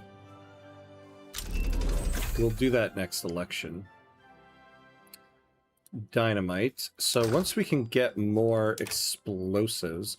Well, the only raw goods we really need more of is coal.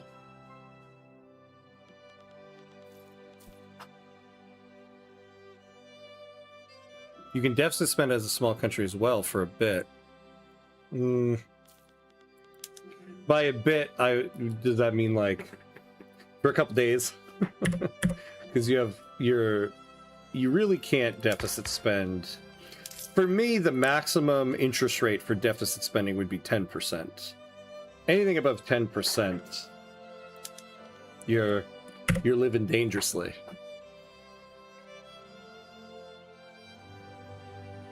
What's that? Soul 483, but Ham was at the end of 84 when he read the message. Chat is busy. Yeah, I'm trying to keep up.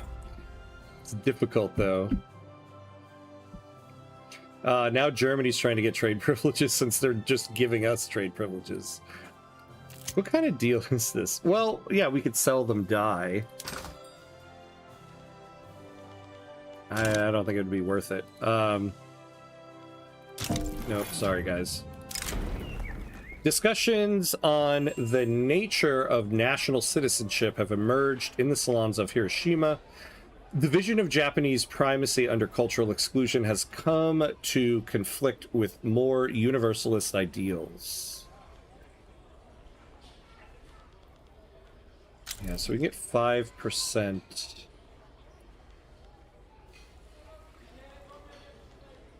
Get these guys happier.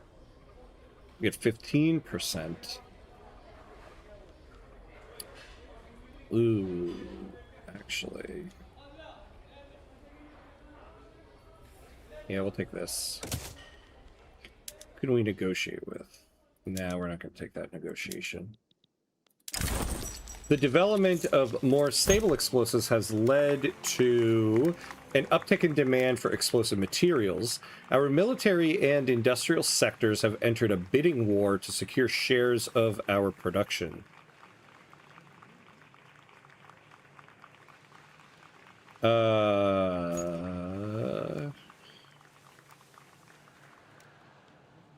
So we'll take this. I'm hoping if we can get... Well, no, because it's kind of a waste, actually. So we have the iron, we have the sulfur. It would just be coal and lead.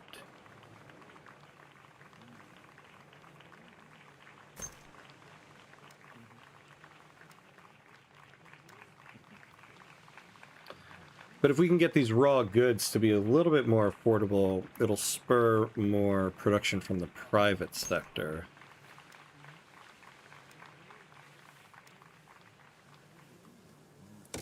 Yeah, I'll take that. Because we need to just build more explosives. That's really what we need there. On holiday in Loch Lomond. Ah, nice. Nice, nice. Which is near Glasgow. Oh, awesome, awesome. Enjoy your holiday, my friend. How long you get to enjoy a holiday for? Could use road maintenance where you're building the ports. Well, yeah, we can't because of this. We're promoting, we do need to promote national values in Hokkaido because, oh yeah, that's right. So we need to get, I forgot, we need to get the Ainu. Oh, I thought this used to be 60. Did this change recently? Either way, where are they at? 28%. Okay, so we need to get 50% of them in level 3. So we're kind of using religion to do that.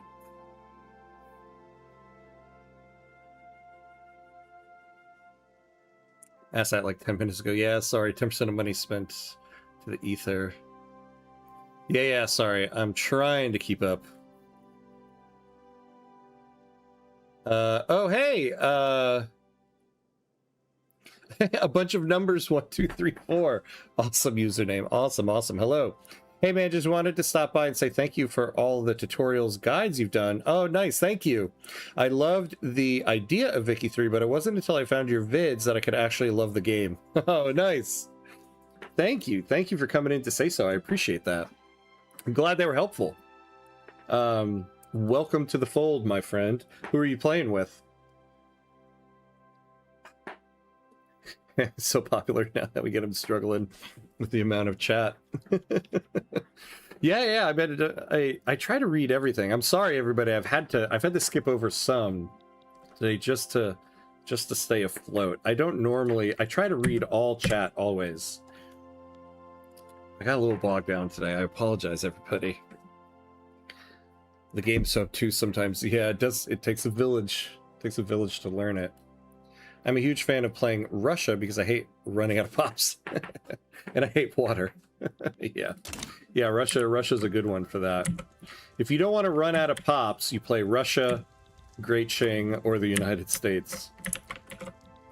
And if you hate running out of pops, stay far away from Central America. Alright, so we're building these ports. Have we gotten any change? A little bit. Oh, here we go. All right, we finally got a new election. All right. We might be able to let... Oh my god, what a party. The trade unions and the industrialists. I don't want to take any more... Like, I'd really like to increase our electoral confidence. So I don't want to mess with the election. And it does seem like the Constitutional Party should be able to catch up to them. So we'll let it slide.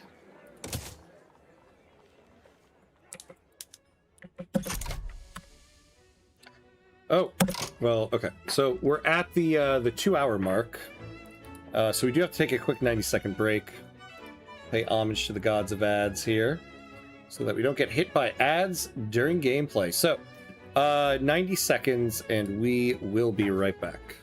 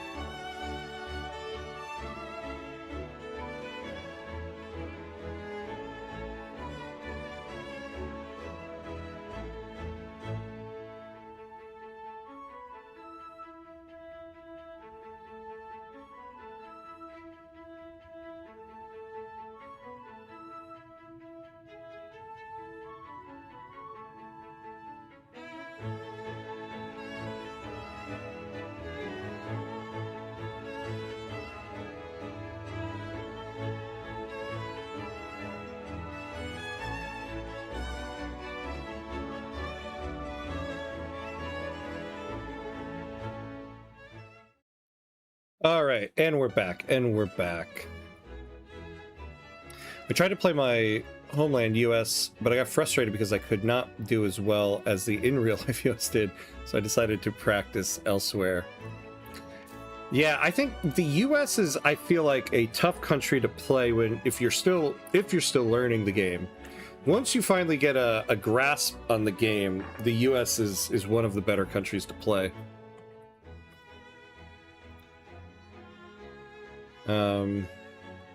Average EU4 experience of playing Sweden, winning all wars until you have no pops to refill your ranks.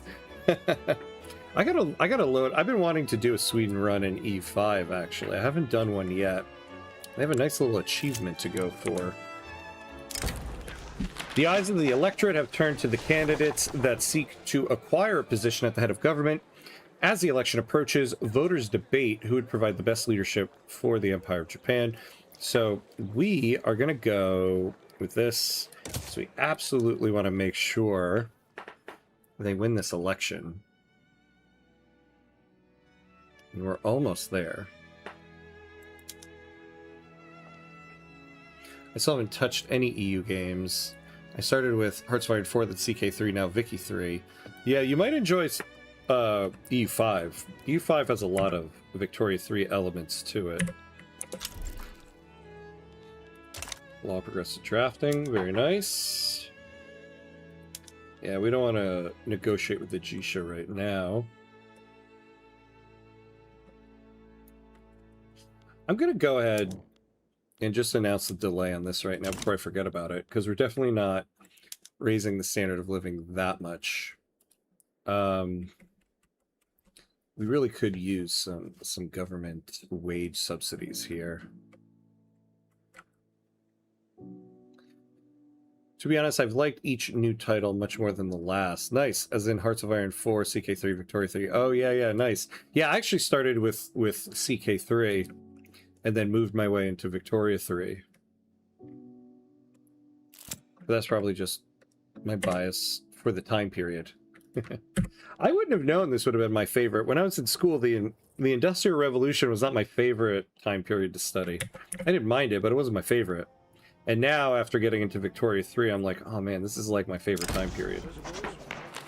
The wing of the Imperial Party affiliated with the armed forces has raised complaints about Kantaro Shibayama's choice of endorsements, leaving their supporters neglected.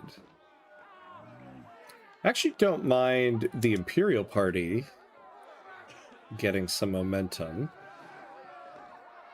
What do we think of this guy? Ooh.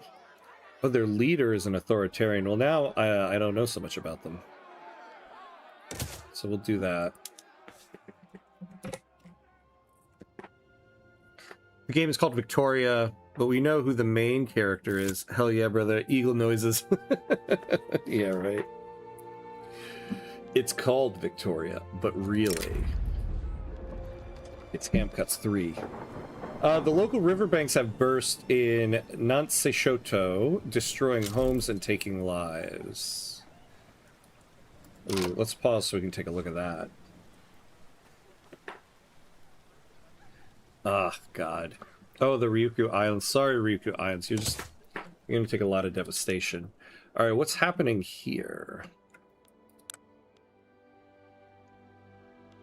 So Belgium will take us on this.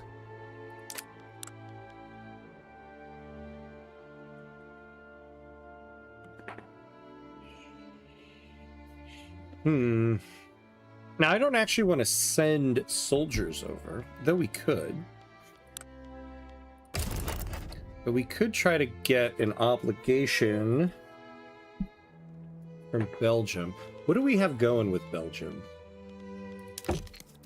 We have trade privileges.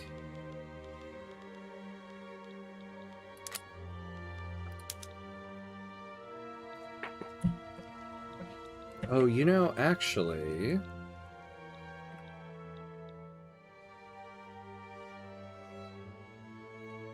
Could we?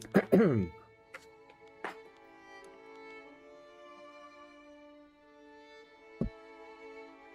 we take this?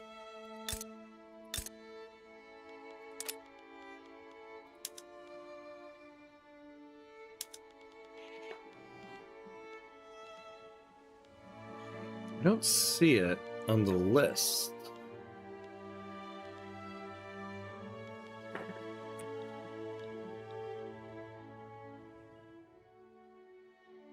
We could also... Oh no, we can't revoke claims. Because I would love to just take this island. Oh, what am I talking? This is a... Oh, okay.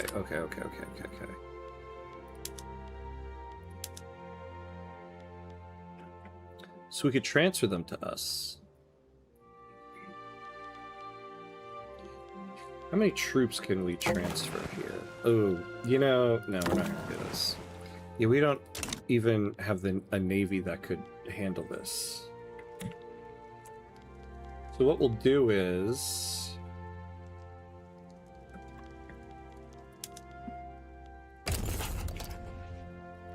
let's just get an obligation from Belgium. Call it a day.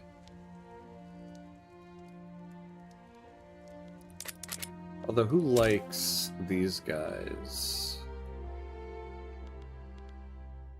Wait, the Netherlands have a defensive pact with Sweden, but Sweden's opposing them?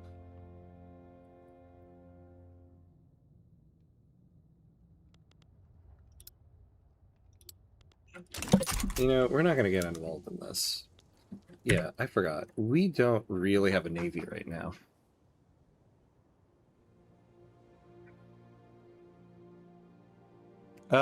Did you lower taxes after getting a lower interest rate? Ah, I did not. Thank you.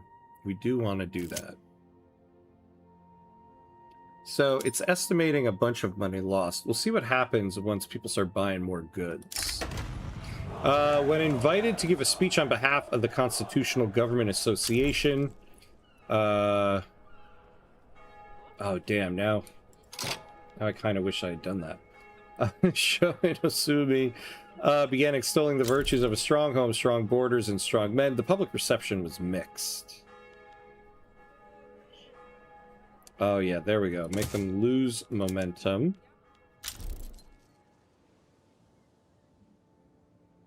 Wait, what? How did the Imperial Party jump up here with negative momentum? That's strange. I bet they don't want us now. Yeah. Damn. Well, whatever.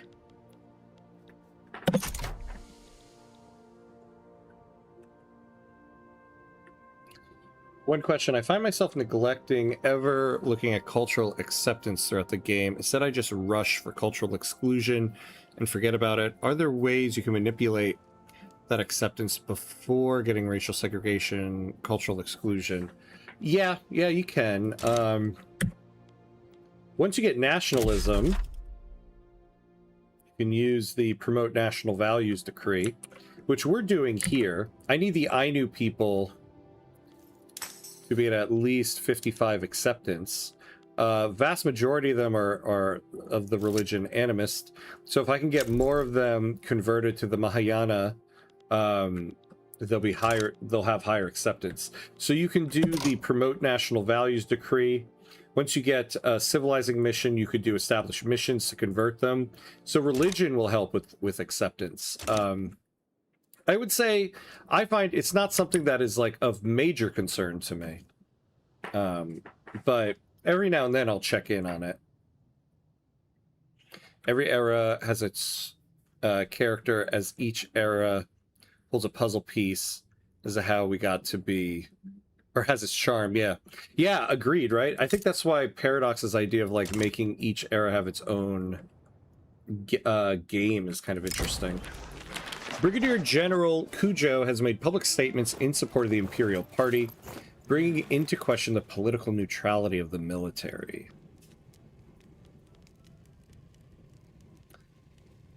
So he's a moderate. What are they currently? Aren't they? Yeah, they're an authoritarian.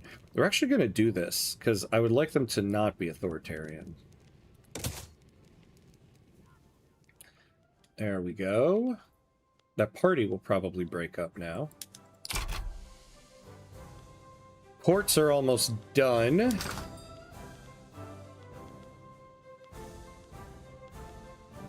Yeah, so 132. We're doing tech spread on industrial port. So I think now we'll hold off and wait on that. We'll need to start doing steamers though, but I think we'll hold off. And so, what's the shipping lane? Shipping lane cost, though, hasn't really gone down.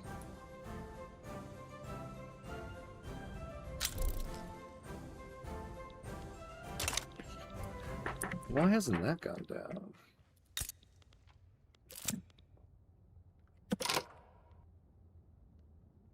So we're using 122.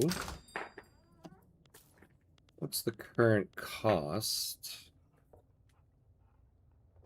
A handy dandy calculator here. Why isn't it going down? Yeah, 7930. I mean, I guess it's gone down about 2,000. Yeah, oh yeah, because the price hasn't fluctuated actually all that much.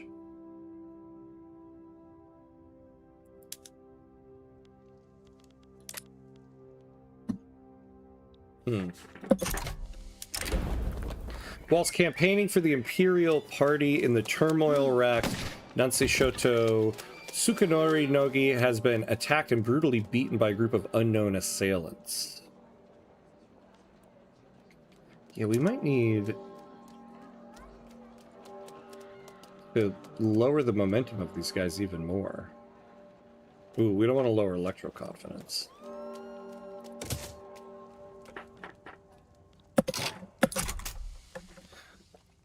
It's complicated. Netherlands, yeah.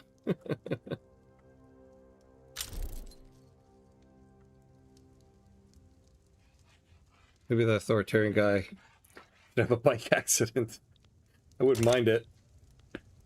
Also, and sorry for all the questions. Yeah, no problem. What's your recommendation for maximum amount of subjects at a given time? Ooh. I would not say there is like a hard and fast number. something to keep in mind with subjects. One, there's an influence cost. But more so now, especially with like overseas subjects, you need to keep a port connection to them. Now, we don't have port connections here right now, but basically it would be like the shipping lane cost. Oh, hey, it is going down here. You'll pay a portion of the merchant marines, and then the subject will pay another portion, but there is going to be a cost to you to keep the shipping lane to them. The only exception being if it's a subject with a land border to you. So there is a financial cost to it, but at the same time, you'll be getting income from them. So you gotta kind of do a cost-benefit analysis to it. But I don't think there's like a hard and fast number. If I can get someone to be my subject, I'm gonna take them. I wouldn't turn down a subject necessarily. All right.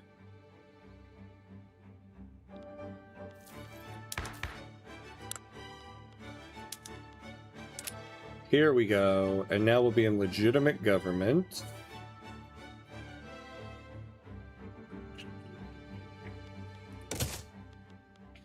And now didn't do anything for cultural exclusion. That's not so bad. All right, so how are our ports doing?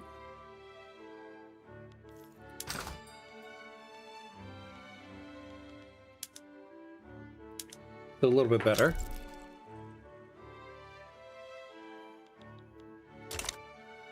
Yeah, we're going to stay out of wars right now. I need to be building more ships. We just don't have a lot of money for that. I think E5 needs more DLCs to make it worth playing as much as Vicky 3. There's just so many unplayable countries, and the 1337 start date makes no sense. And CK3 is still going on during that time. I thought I've heard they mentioned something about there being a new start date coming in a recent update. I could be wrong though.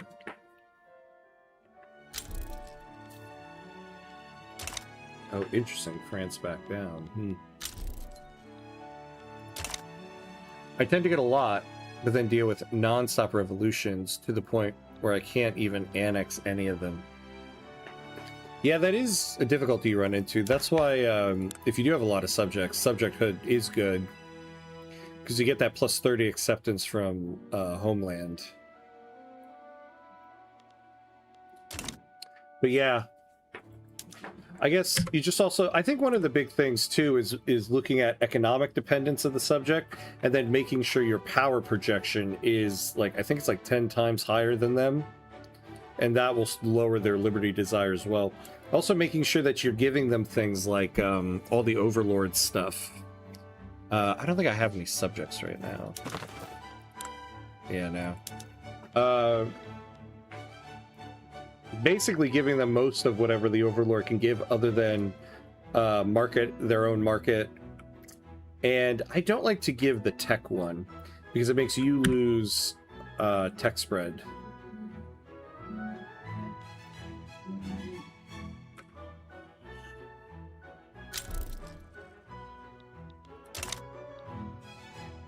Poor people.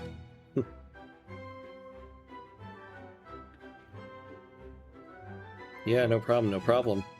To be objective, each era having its own game is the only way to do it, as each era requires its own mechanics for representation. Yeah, that's why I think it's such a cool way they did it, considering when they were starting Civilization, the game Civilization was like king. And so the idea of like saying, no, we're not going to do one game to span all of history. We're just going to separate it into a bunch of different games. I think it's kind of cool. All right, so let's get through this build queue. Let's get more of these trade centers. The cost now here should be a little bit better.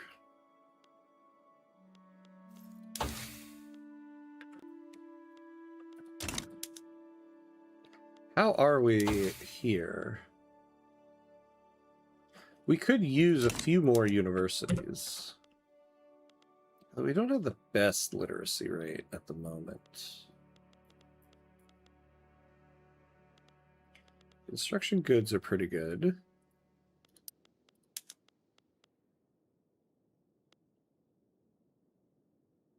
Except for wood, always. Okay.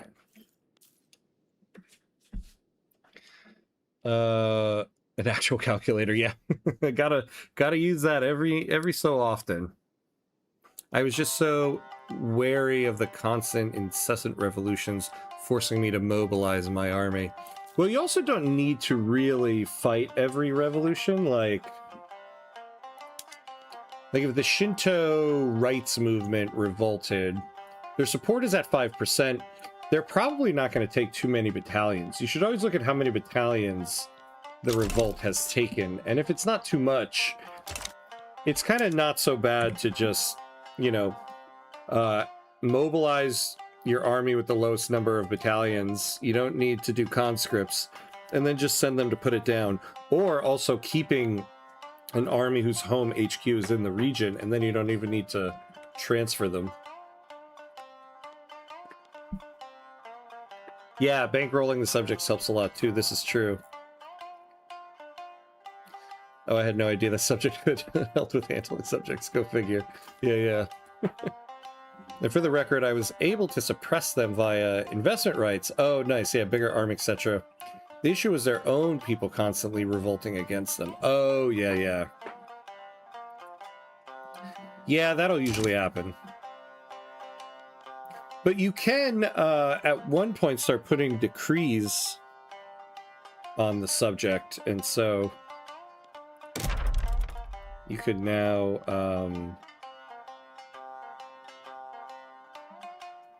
I wonder if... I don't know if this would work on a subject. I'm going to convert to their state religion.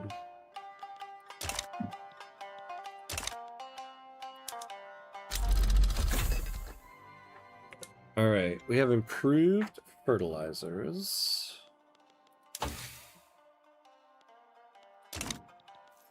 Do we have any fertilizer plants at the moment? We do. We're not using the PM.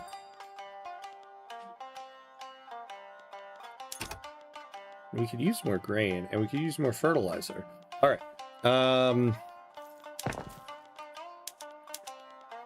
So let's start using these. Oh, the gold. Yeah, there we go. All right.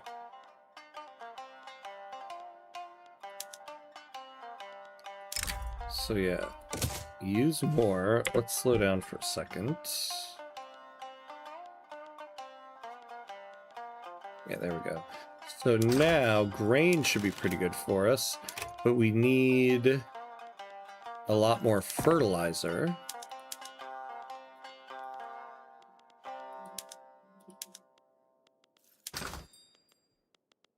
All right, but now we got a lot more.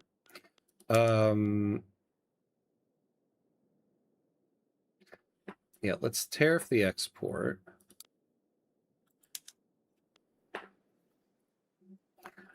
Unless the rebels take the HQ region. Oh, and you forget to move the HQ. Yeah, that's a good point. That's a good point. Be wary of that. That would put a damper on things. Yeah, so maybe it is worth it just to keep your army's HQ at home and then just use your navy to move them. Speaking of which, all right, what do we have going on here? Oh, where are these guys? Oh, okay. So...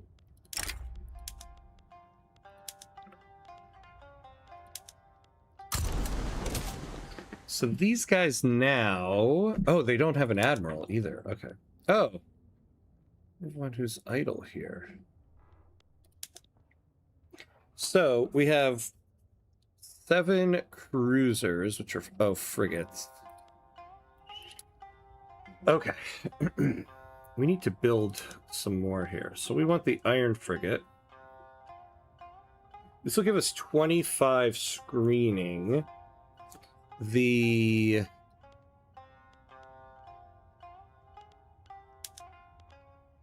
The early ironclad will have an 88 vulnerability. So basically, we're going to need 2 iron frigates for every 1 capital ship.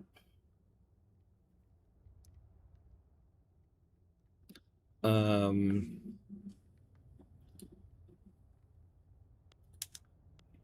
let's build...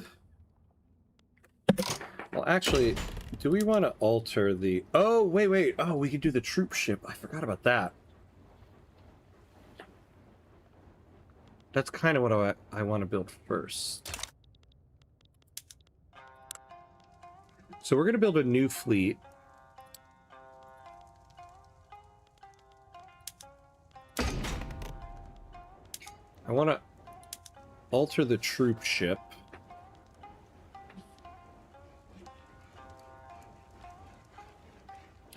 We're going to lower the armament. They won't be able to attack as much, but they'll have less vulnerability. And we're going to have them with other ships. So I'd rather lower that and then up their speed.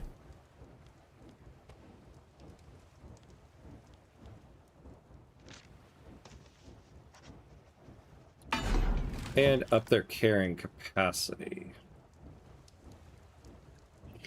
So we'll call this the fast troop ship. And now we're going to build a new fleet with some of our fast troop ships. So what's their carrying capacity now? So 1. 1. Let's build... We'll start with 15. Wait, hold on. Wait. Hold on. Their vulnerability is 110? What did I do to up that? So the default one... Oh, their vulnerability is 125. Oh my god. We're gonna need a lot of iron frigates here. Because if we're gonna build 15... we need to make up about 1650 of vulnerability.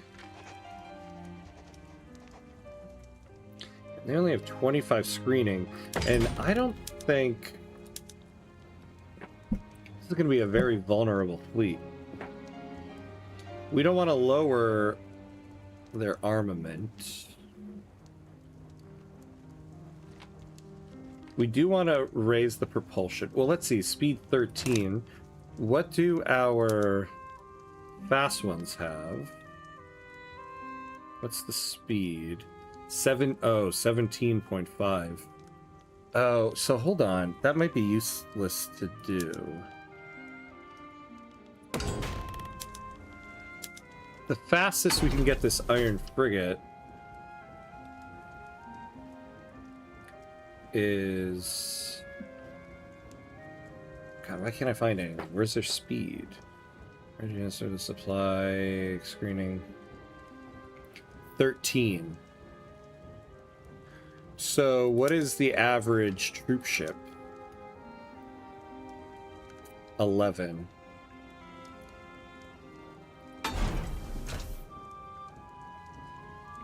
Oh, wait, that's right. Hold on. Yeah, so we're adding 2.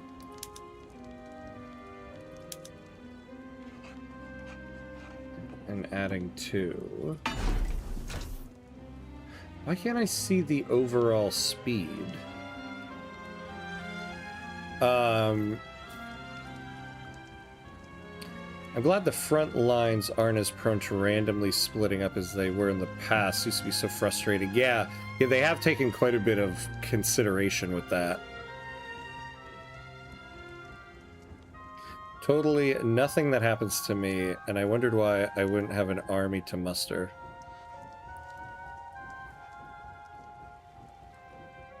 Oh, wait. No, totally nothing that happened to me, and I wondered why I didn't have an army to muster. Oh, with the HQ thing. Oh, yeah. Eugh. Now we're gonna need more vulnerability, so I think we'll save that. I think we'll do that. We'll just make these, we'll just call it a fast iron frigate.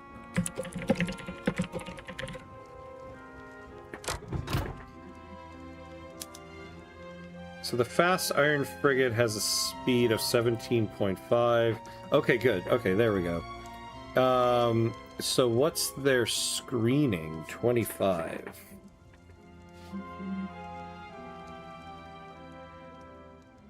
Yeah, look at that. That's crazy. We would need 66 of these iron frigates to cover 15 troop ships. Now, let's say we had 66. We get 0.4 carrying capacity from it. Yes, that's another 26 troops. So I guess what we could do is, what if we only built 10 troop ships?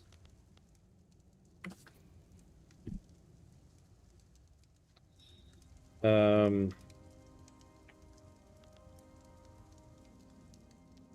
know, I hate to steal the generalists' thunder, but I really need to make a spreadsheet to figure out the screening vulnerability thing. Yeah, I would need 44 of these fast iron frigates. And that would give me 15 troops from this. And 17 from that.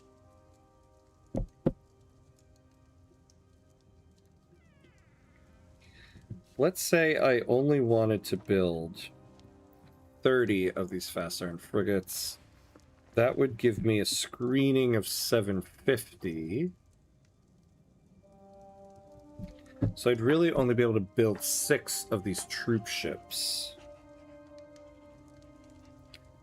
I think we'll start with that. We'll build 6 of the troop ships. And then we'll build 30 of these guys.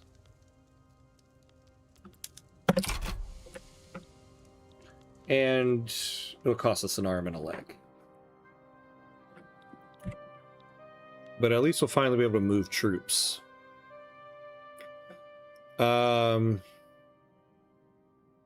What about the modifications? Yeah. So we did the mods that we want. Because the idea is I want them to move as fast as they can so that we can get our troops to where we need them to be. And be relatively defended, but just to hope that they can sneak by. I don't want to add any capital ships because it's just going to create the need for more iron frigates. Can you see a fleet's total stats somewhere on the fleet to know if your screen covers a vulnerability? Yeah. So basically, when you look here, this is the percentage here. You want this to be ideally at 100%. If it's below 100%, your capital ships and anything else that has high vulnerability, so like in this other fleet, the troop ships, are going to take a lot of damage and will be sunk. And you want these capital ships to be safe because they have the most like bombardment. So the idea is these frigates basically protect the capital ships, take all of the incoming fire, so that the capital ships can be out on the seas long enough to attack all the other ships.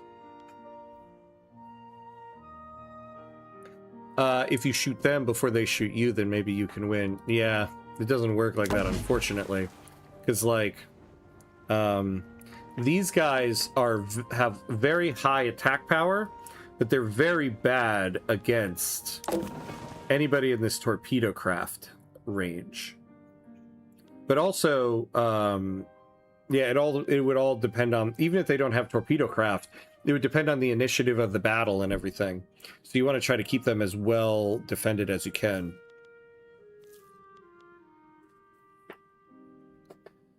Yeah, this game really has to have the NC-37 spreadsheets. Parents beware. Yeah, exactly. Exactly. Alternatively, get their hit power to 0 before they get your hit power to 0. Yeah, but the problem is, if you run into a fleet that has a good screening vulnerability of 100% and yours is below 100%, your capital ships will take more damage than theirs because their capital ships are protected longer. So that's kind of the idea.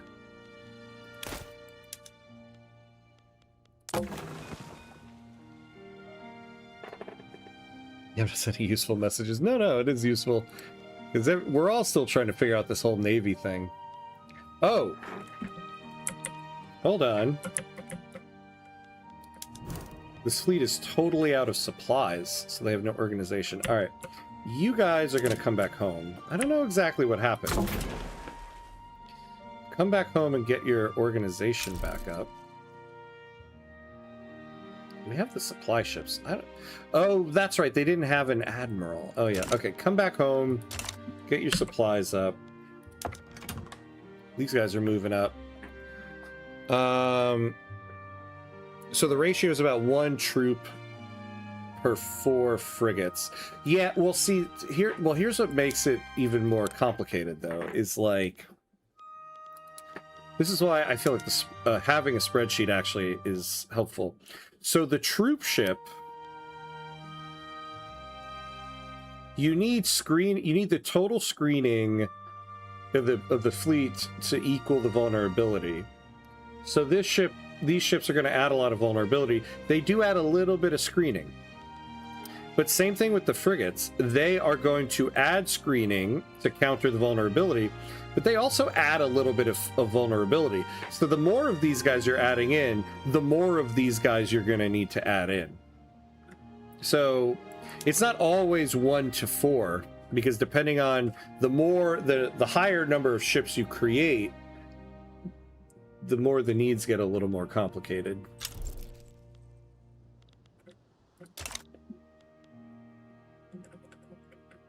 Oh, perfect. Yeah, I'm used to screening for Hearts of Iron 4, but wasn't sure how it worked in Viking 3 yet. Oh, interesting. Is that a Hearts of Iron 4 thing? I don't know Hearts of Iron 4 very well.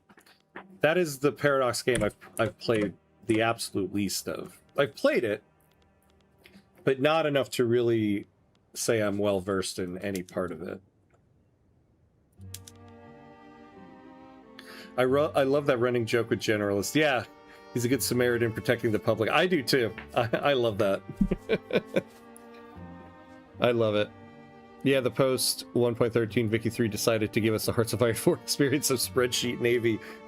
Oh, so is that a thing in Hearts of Iron 4 players? You have your spreadsheet to figure out your Navy? Oh no. Yeah, it's exponential. I'm out.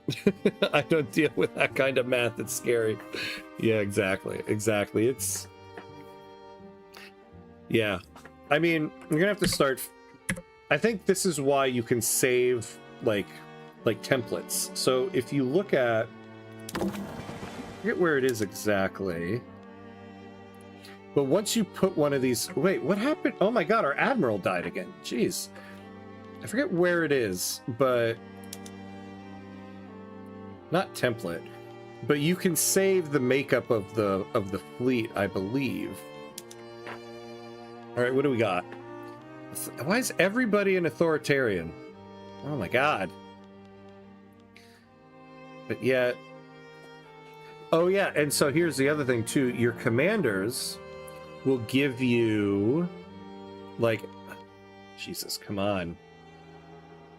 Like negative 10% vulnerability for the fleet, which will let you get this ratio to be a little bit better.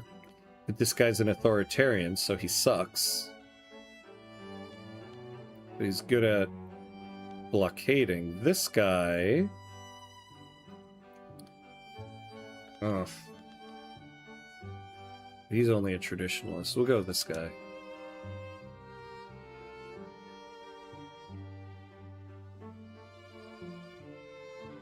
Yeah, we gotta get rid of these frigates.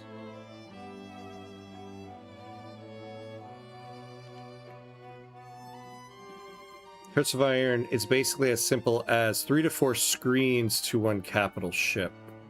Yeah, Navy and Hearts of Iron 4 is my favorite part. Oh, you can really min-max a Navy. Ah, nice, yes. See, that's... Ooh. Are you telling me this guy that I just hired immediately is starting a coup? A faction of the armed forces enraged by the sitting government's betrayal of its commitment to them. Oh, did I just... No. What commitment? Has lost faith in the political process. They have approached Commodore Yamamoto with a plan to seize power.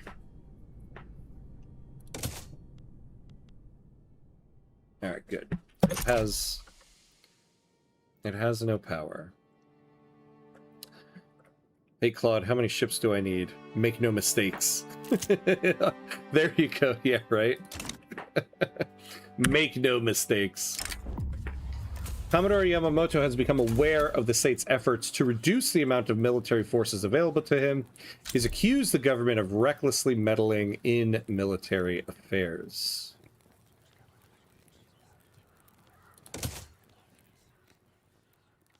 Alright, good. So we don't gotta worry about that guy. Lost, stalled.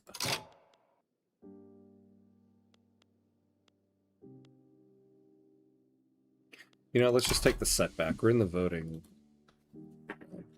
Oh! Alright. So we have some munitions now. So let's start upgrading. Start with the main army here. So skirmish. No, not line. Skirmish. Yeah. But we are going to need twice as much small arms. So upgrade those guys. How are we on small arms? Yeah, we got a lot.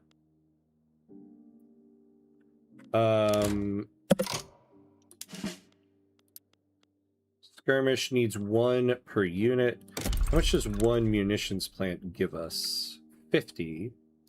And we're building 2, so we'll have 100.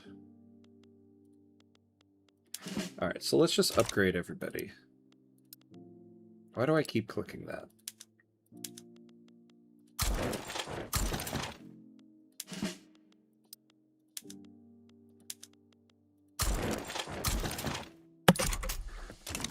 And then we'll need a little bit more munitions. So yeah, we'll do this. He was just sitting in the academy waiting for his chance. I know. He was a sleeper agent. That's what we call that. All right, so legislative failures. So we're back to 16%. You know, we might as well add the little bit of trade union stuff to it. The trade unions pour only their best vintage and smoke only their finest tobacco during a polite discussion with government representatives about cultural exclusion. Yeah, I want the extra trade advantage from exports. Lowering taxes. I might just give them the political concessions. I would like them to have more power.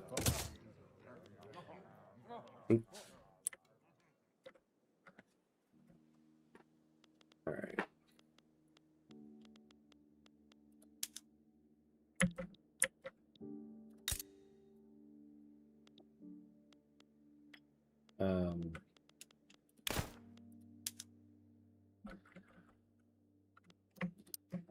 Build more.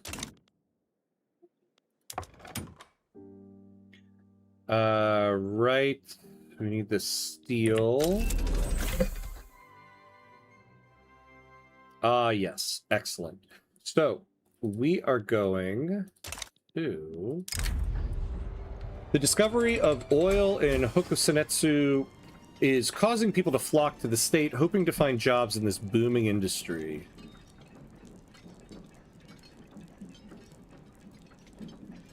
Yeah, we don't mind adding the number of employees there. So where do we have... Wait, where do we have rubber? Oh, yeah. Damn. Okay.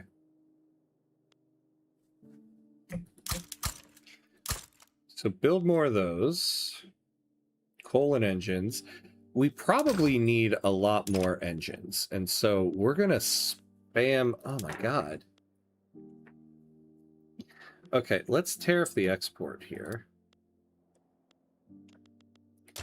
And let's build a whole bunch more here. So we need to be making more money. So let's do this. Oh, but I also kind of forgot. God, like I always say, don't have a massive... don't have a massive government construction queue. Whoops.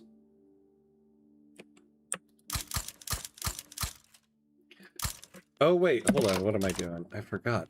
We have a company that needs to be building those.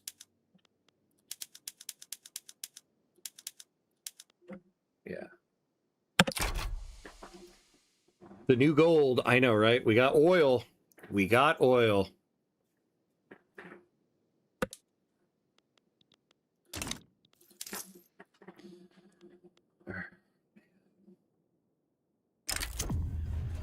Nice. The conspiracy to overthrow the sitting Japanese government has lost all momentum amongst the armed forces. Commodore Yamamoto's plot has been abandoned. All right. Let's make sure we have things up for sale.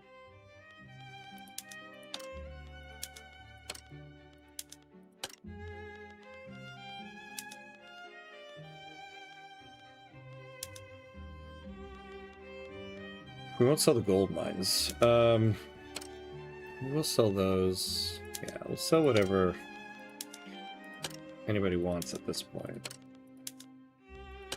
Because we are accumulating a little bit more debt.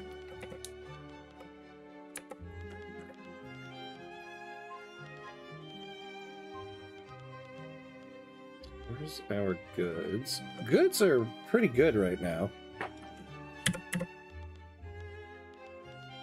Now, how are we doing on trade advantage?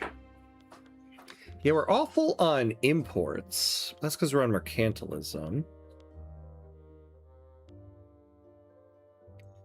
Yeah, let's get higher trade advantage on paper here. Oof, look at that. We got very high on that, but we can get more on paper.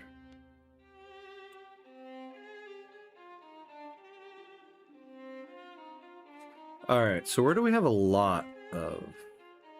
So we should go up to level 3 in Southern Europe. Oh, same thing in Qing's market. So Southern Europe and Qing will get us better trade advantage. And specifically, we'll need it down here in Southern China.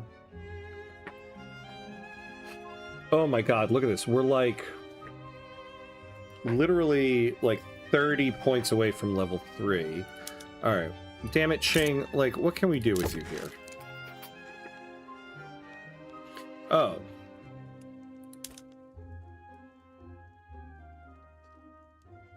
that doesn't help us, but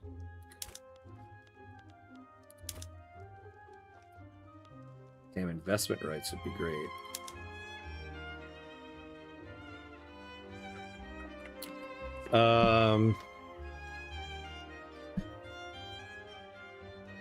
What is depth? if not a prerequisite, or what is debt if not a prerequisite for prosperity? This is true. This is true if done well. Actually, can we just increase? No.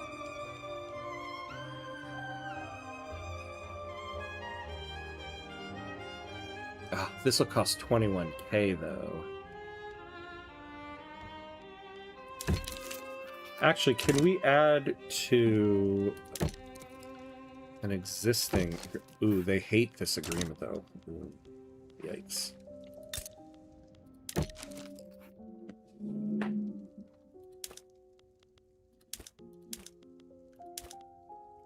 We'll give you everything if you give us investment rights. Damn it. We owe you an obligation. Investment rights in Qing, man.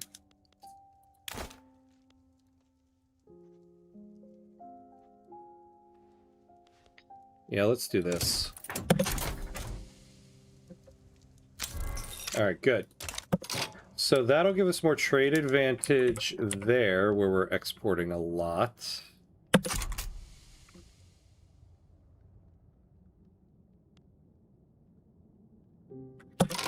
Alright. So that'll get us what we need there. Then we also need Southern Europe. Ooh, we're actually pretty far from what we need here. Okay. So we can make a deal with them. Actually, well, who has more locality in Southern Europe? Spain has the most. So we should stick to Spain and Italy. I don't know what deals we have with Italy. I don't think we have any. Oh, interesting. Okay.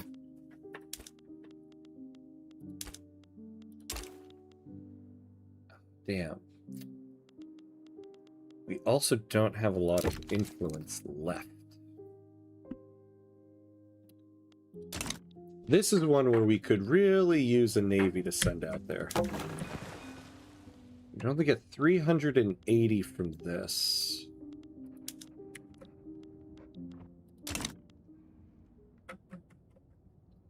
We need to get to 2,500.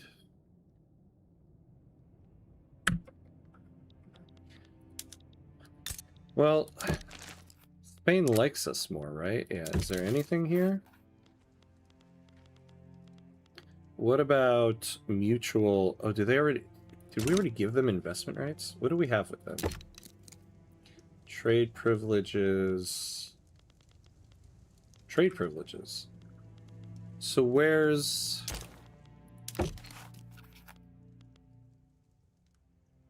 Why can we not offer them investment rights?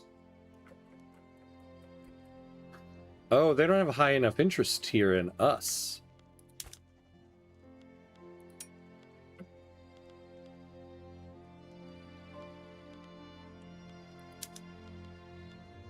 Can we sell you something to get this?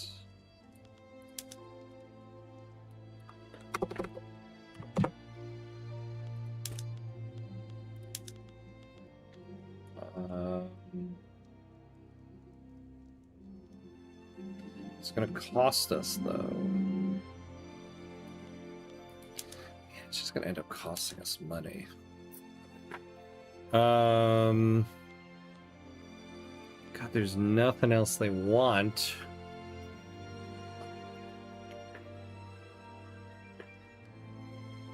Let's take a colonial claim. Surely China will get mad. Yeah, I know, right? Hey, we're just here to possibly take your land.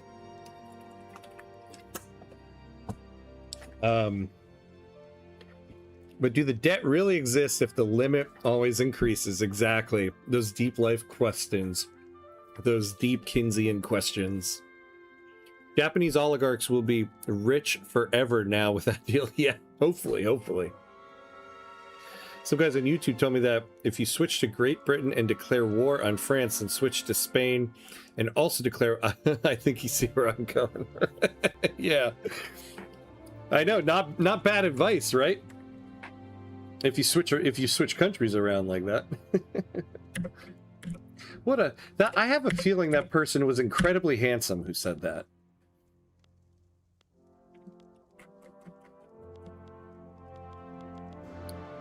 What if we gave them just, like, a minimum amount of money?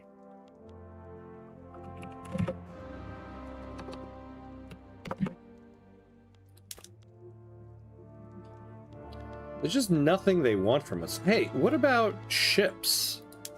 Some of those old-ass ships we got. Yeah, they don't want our old ships. Oh, they don't want the early ironclad? They'll take these troop ships. We could give them the 5 we already made. So what's that really going to get us? I'm just kind of curious. I'm not going to give them this stuff, but... if we transferred the ships, we can always build more.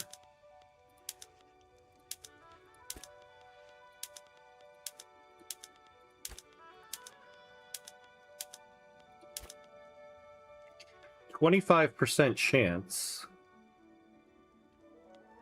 for 5 years of investment rights.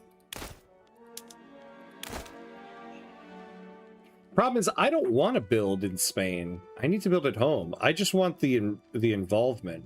So I should just keep the ships and then send the fleet out here. So that's what we'll do. All right. But our trade advantage for paper should have gone up.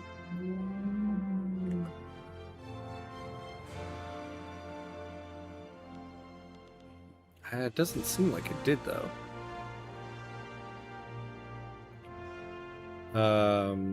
Okay. Yeah.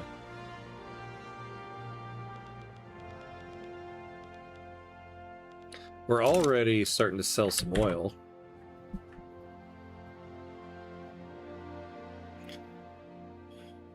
Okay.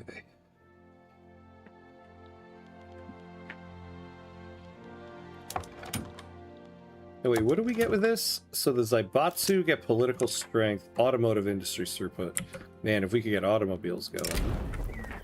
The government citizenship reform has awakened the specter of revolutionary excess amongst aristocrats and clergymen. They fear their traditional titles being stripped away in favor of equal citizenship.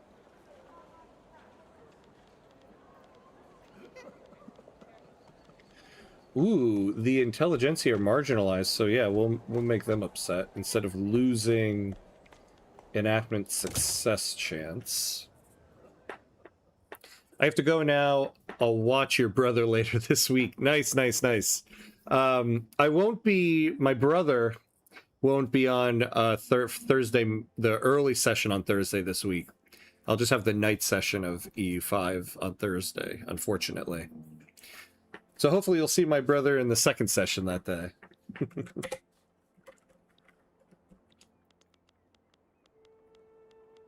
Now, I'd like to... Oh, you know, I'm also spamming these motors. This company is supposed to be doing that, not me. Get these out of the build queue. So what I really need to do is make sure coal and iron is affordable. I know coal isn't, so iron is here, coal is not good.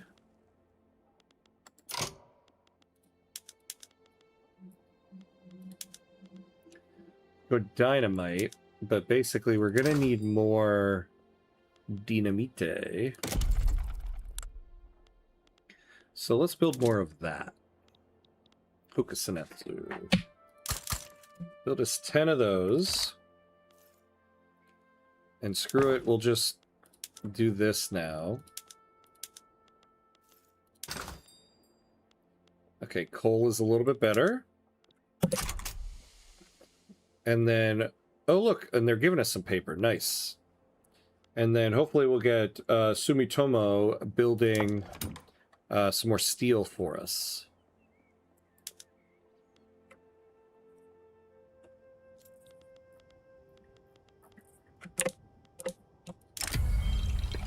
Charhito Sato, leader of the ruling Zaibatsu, has had enough of compromising with his coalition partners. He has demanded that either his collaborators follow his orders or Zaibatsu will never approve of their changes.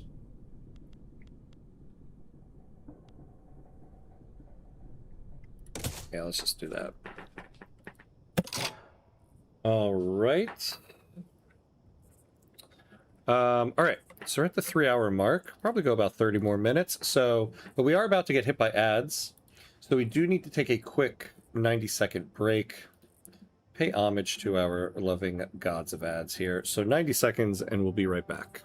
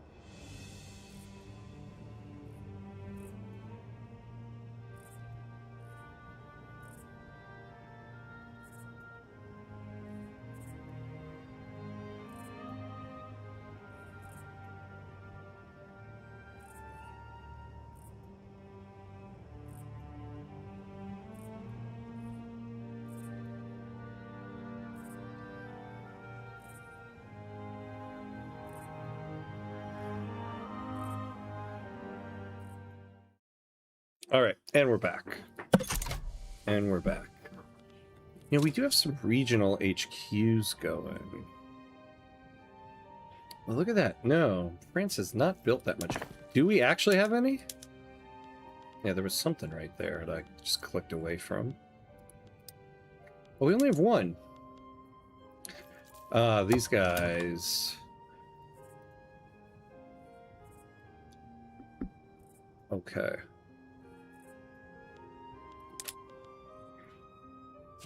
Ooh. They own a lot of our trade centers, though. Look at this. They're taking 13K of investment out of our country. I mean, luckily we're okay with that.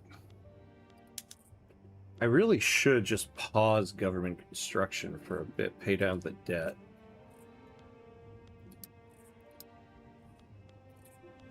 I think what I'll do is I'll finish this queue. Oh, why Hokusenetsu? Oh, they have turmoil there.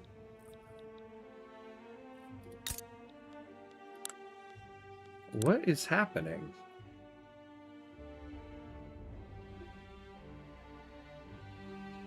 Nationalize. Yeah, that's right. Just take them. Yeah, eventually, at some point I might. We don't need to at the moment. Wait, do we have... What's going on with our movement? Alright, nobody's too bad. There's a lot of unemployed.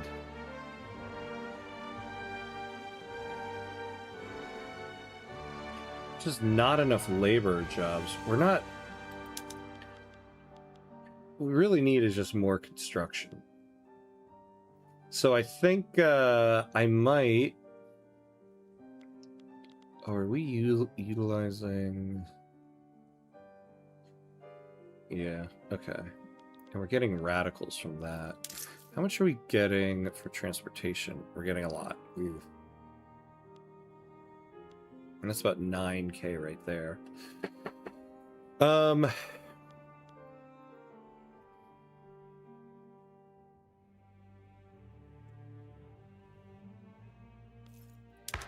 Somebody has got to oppose no migration controls. Like, what the hell is that?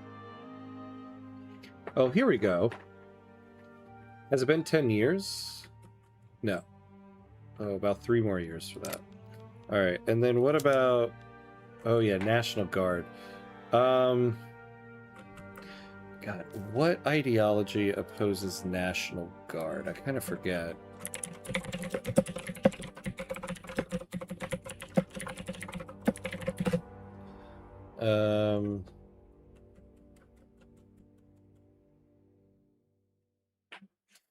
Pacifists do.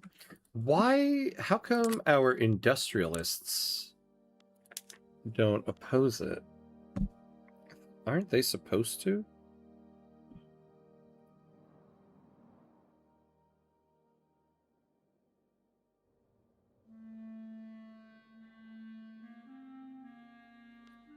What's the name of that law group? Internal Security.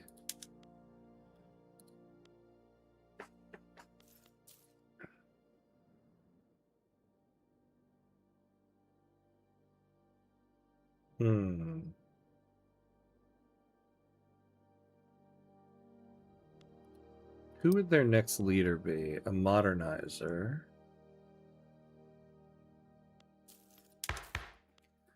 Who can we get? There's none of these guys.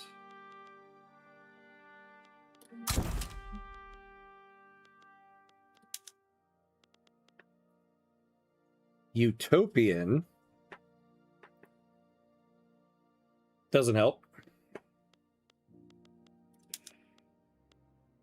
Abolitionists don't help. Yeah, these guys I'm sure love it. Land reformers. Yeah, they don't care. Democrat or liberals endorse National Guard. What about a good old-fashioned market liberal? Probably don't care. Nope. Market liberal don't care. Modernizers don't care. What about nihilists? Nope. Nihilists don't care. Nobody cares. Nobody cares about the internal security laws.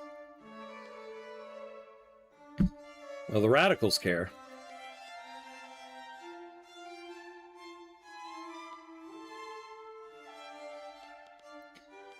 What's this? Oh, a sovereignist? Nope, sovereignists don't care. Oops. No, damn it. I don't want to click on you. Yeah, I don't think we're going to get anybody in the government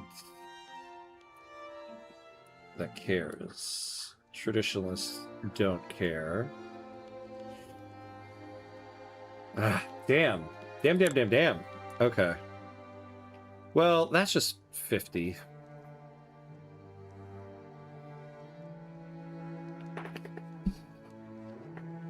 Hey, Bitzel, hello. How's the run going? Not bad.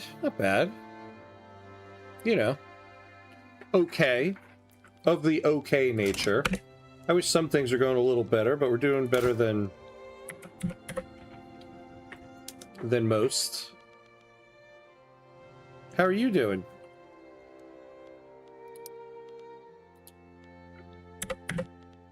You know, I didn't look at... I refreshed myself on what the inputs of this oil... oh, I can't now.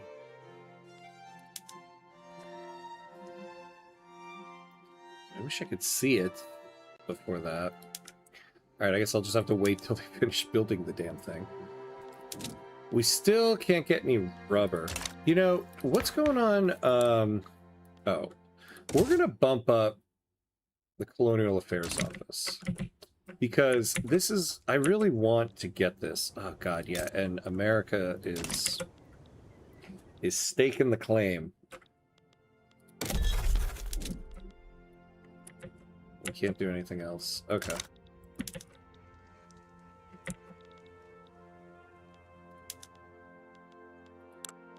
Oh, another French Revolution. Lawmakers working towards the enactment of cultural exclusion have found themselves mired in a particularly complex set of bureaucratic proceedings, grinding the work towards reform to a near halt. Alright, we can take that.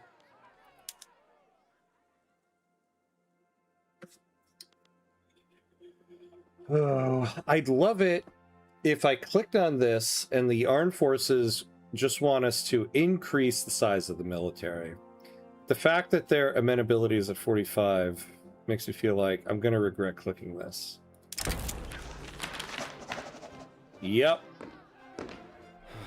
Despite ungentlemanly comments, raised voices, and the shaking of fists, the armed forces have admitted to several compromises that would change their perception of cultural exclusion.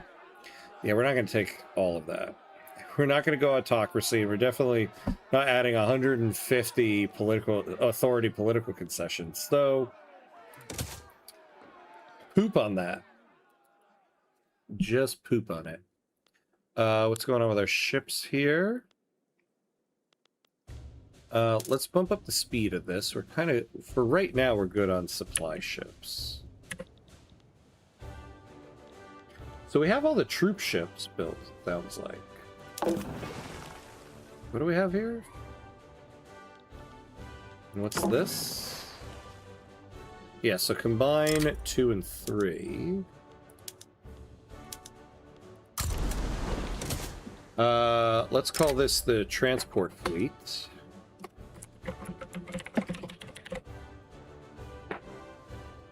What is the ideal design for supply ships? We don't really design the supply ships.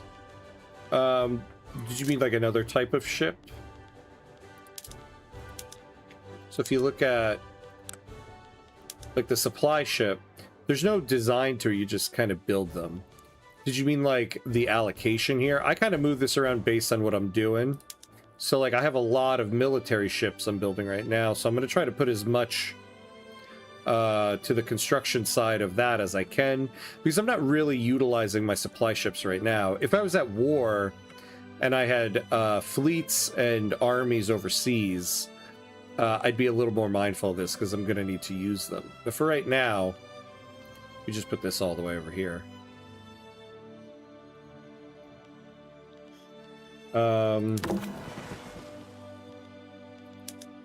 Yeah, so all these are just going to go into... I wish there's a way to add to who gets it. Oh, troop carriers. Okay, yeah, for transporting armies. So, yeah, this is what we're kind of making right now. What did I end up saying? Yeah, so I think I'm doing about 30... So I edited the base template of these just to make them a little bit faster, but you need to have troop ships and then iron frigates,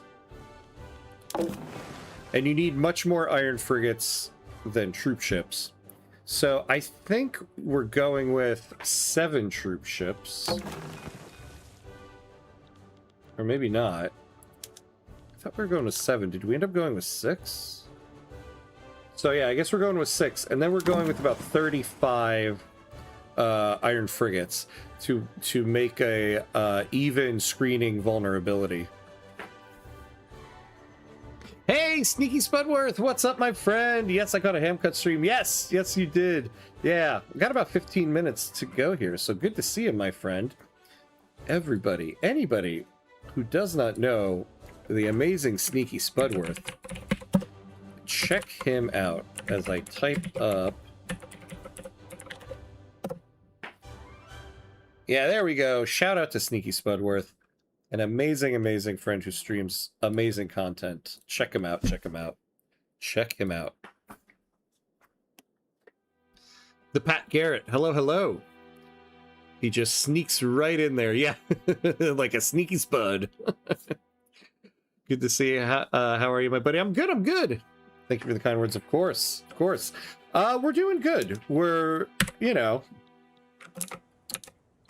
I don't know. Honestly, I don't know how to gauge this run we're doing. We're doing okay. It could be worse, though I feel like it could be better, but maybe I'm just being hard on myself here, but we're doing okay. We're holding a little bit of debt, but we're kind of okay there. We really are trying to build up a navy now that we can build a modern navy. Oh, I can send these guys out now. All right, so we want to project some power over here.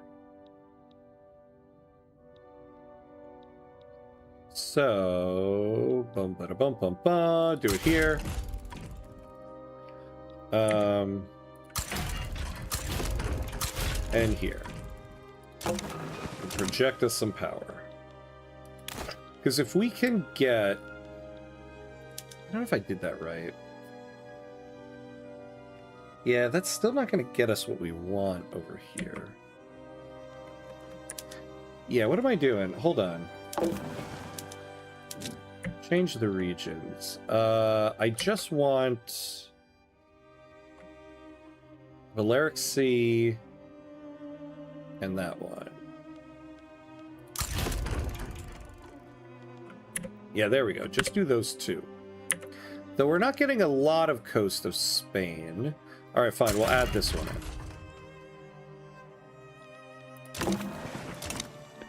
in.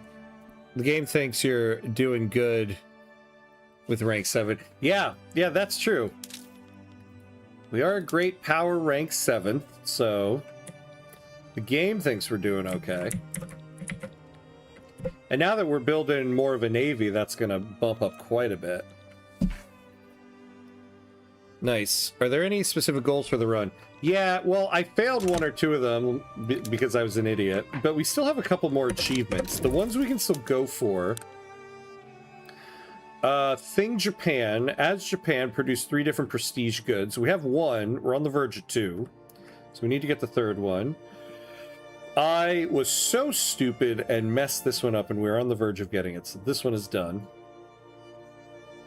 We're working towards this one. Golden Spirit. As a country with an Ainu primary culture, hold 4 gold mines in Hokkaido. We have the gold mines. We're on our way to getting Ainu as a primary culture. And then Mikasa e Tsukasa, as Japan, sell a pre-dreadnought to a country with a Hispanophone culture. So we just got to research. So we're working towards those 3 achievements right now. At least he hasn't, as of yet, given away his gold mines to an ally as spoils of war. Yep. Like I did in the EU5 campaign that we do on Thursdays. Oh man, did I make an incredibly dumb mistake in that one. Just giving away my most lucrative locations because I didn't read. But I made a pretty dumb mistake in this one too. Messing up that Railroad Tycoon achievement.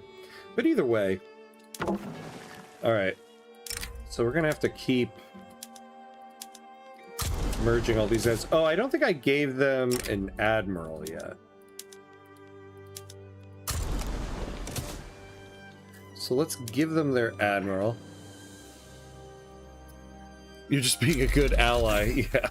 Yeah, that would be one way to put it. Super good ally. Oh. Nice, nice, nice. Oh, this is going to help us a lot. All right, let's pause for a second. Let's get our admiral. Everybody's an authoritarian in Japan. Oh, now everybody is an authoritarian. Well, then we're going to take this guy. We'll get negative 10% vulnerability, which will be actually incredibly helpful in this. Let's hope this guy does not start a coup immediately. Now, so our merchant marines are still expensive, and so now we can go to industrial ports. Okay, so before we do this, we're gonna now need steamers instead of clippers. So we're gonna have to split up Well, the only other things that would use clippers, can we switch the PMs in any of that stuff? The fisheries? Oh, we can. And then the whaling. Okay. So let's go to our shipyards. We're going to start making steamships. And then we got to switch the PMs and all these things so nobody's using clippers anymore. And now we should be rolling in merchant marines. Well, no, not rolling, but look at that. Positive, though. We got a positive merchant marine balance. So now look at that shipping lane cost. It went down by like half since we first started it. Which means, oh, wait. Okay, yeah. Well, we're still not profitable here. 24.8. 22.8. So we're making about 2K on that treaty, but we're spending about 6K to ship the goods. Oh, man. Math is so much fun. Well, ships do roll when they are out on seas. Yeah, yeah. Ships do roll too when I'm paying for them. Damn. Okay. And you guys, could you just get your act together and become prosperous already? So these lead mines are hurting.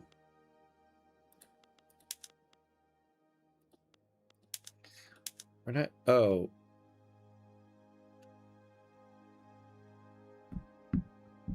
Lose 85 lead. Can we afford that?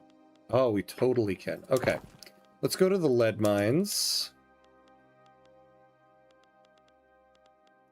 And you know what? We'll hire some more laborers out of it.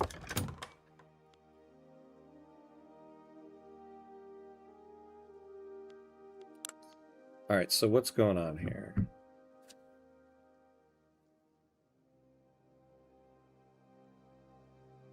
God, how's everybody else in the world's productivity? 22.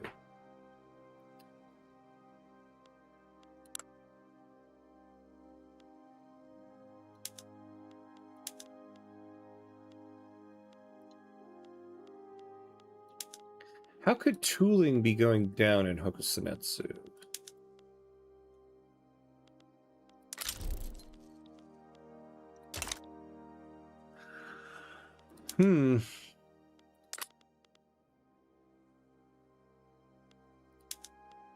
Well,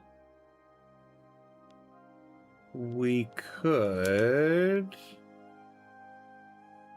Let's go to precision tools. It'll increase the demand for tools in the state, making this building more productive.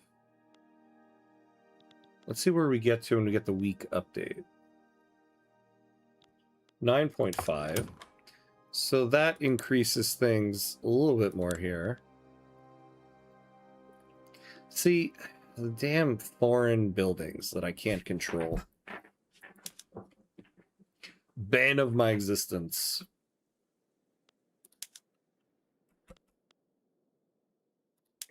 All right. We're the number one, Japan, number one oil producer in the world. All right. So let's pay a little bit of a subvention to get this oil out into the world. Could really use the automobile now. The Mahayana traditionalist movement has organized mass protests across the Shikoku region. While the protests have remained peaceful for now, local authorities have raised concerns about possible violence.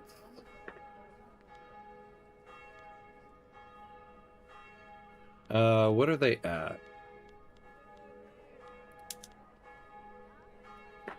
Okay, so we don't want their agitation to get to 50% because then they can cause obstinance.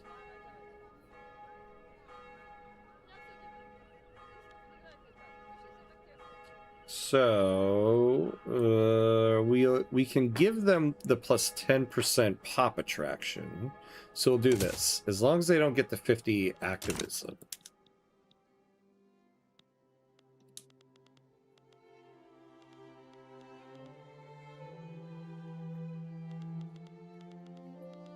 Oh, how are we with the Ainu?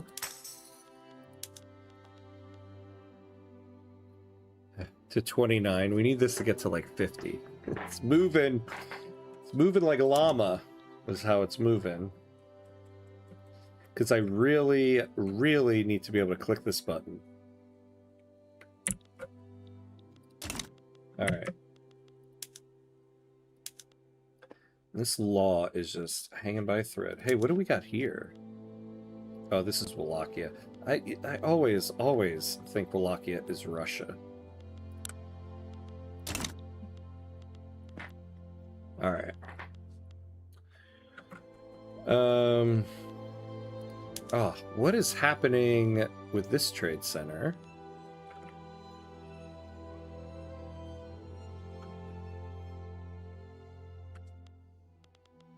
Why do we have such bad trade advantage here? You know, we really should go protectionism, now that I think about it. We really are losing a lot of money on all these imports.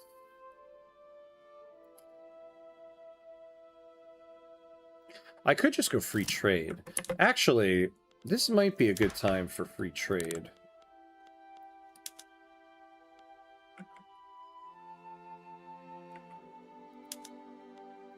Ooh, nobody wants free trade. Damn. That's not helpful.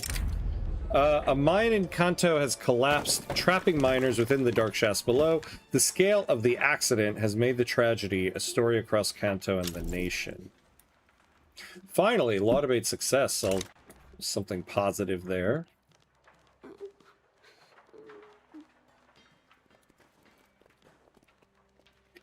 So we can make the Hyman get to +1. I'd love for them to get off of old ways here. That won't get them off of it, but...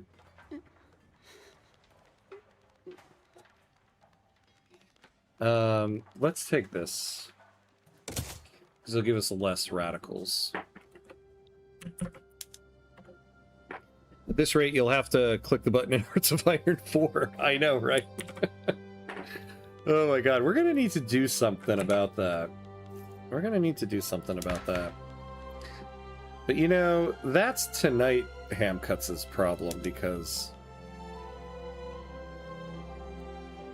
Oh wait, what am I doing? What am I doing? We're working towards cultural exclusion here.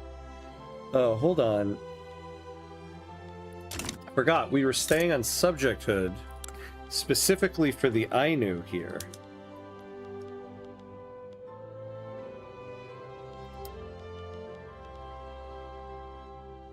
Yeah, the biggest element of their acceptance is from this +30 being in a homeland from subjecthood. Ooh.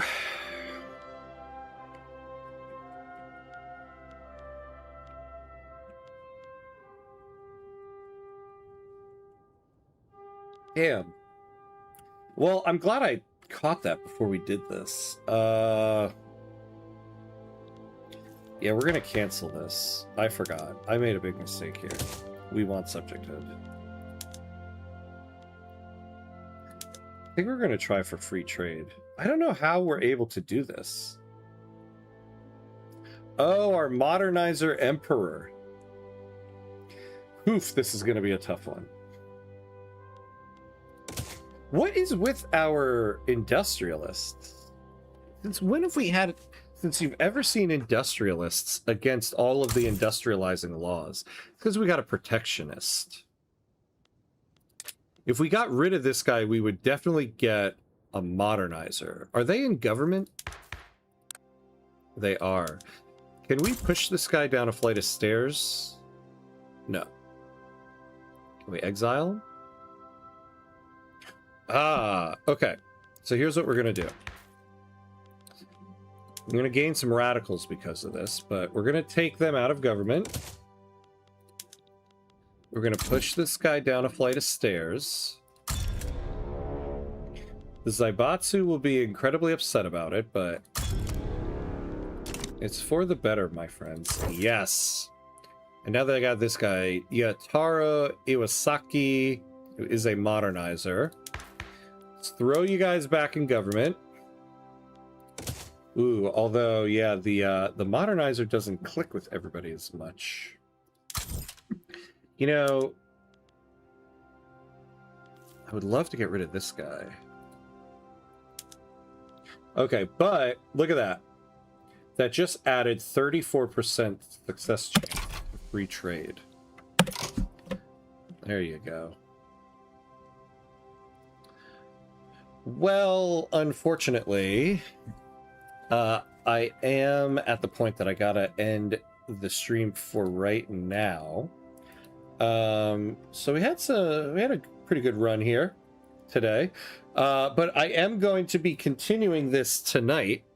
So that'll be it for this session, but I'll be continuing this run tonight at 8:30 p.m. Eastern. So that is in about 6.5 hours from now, depending on where you are in the world. But yeah. Oh, hey, Joe. Hey, Joe. Good to see you. Nice. Glad to know you're here for this one, my friend. A good old lurk. You know I love a good old lurk. You have a good day as well, Joe. Yeah, Bitzel, thank you. Oh, sad face, yeah. But hopefully I'll see you tonight. The Fly Pelican, I'll see you.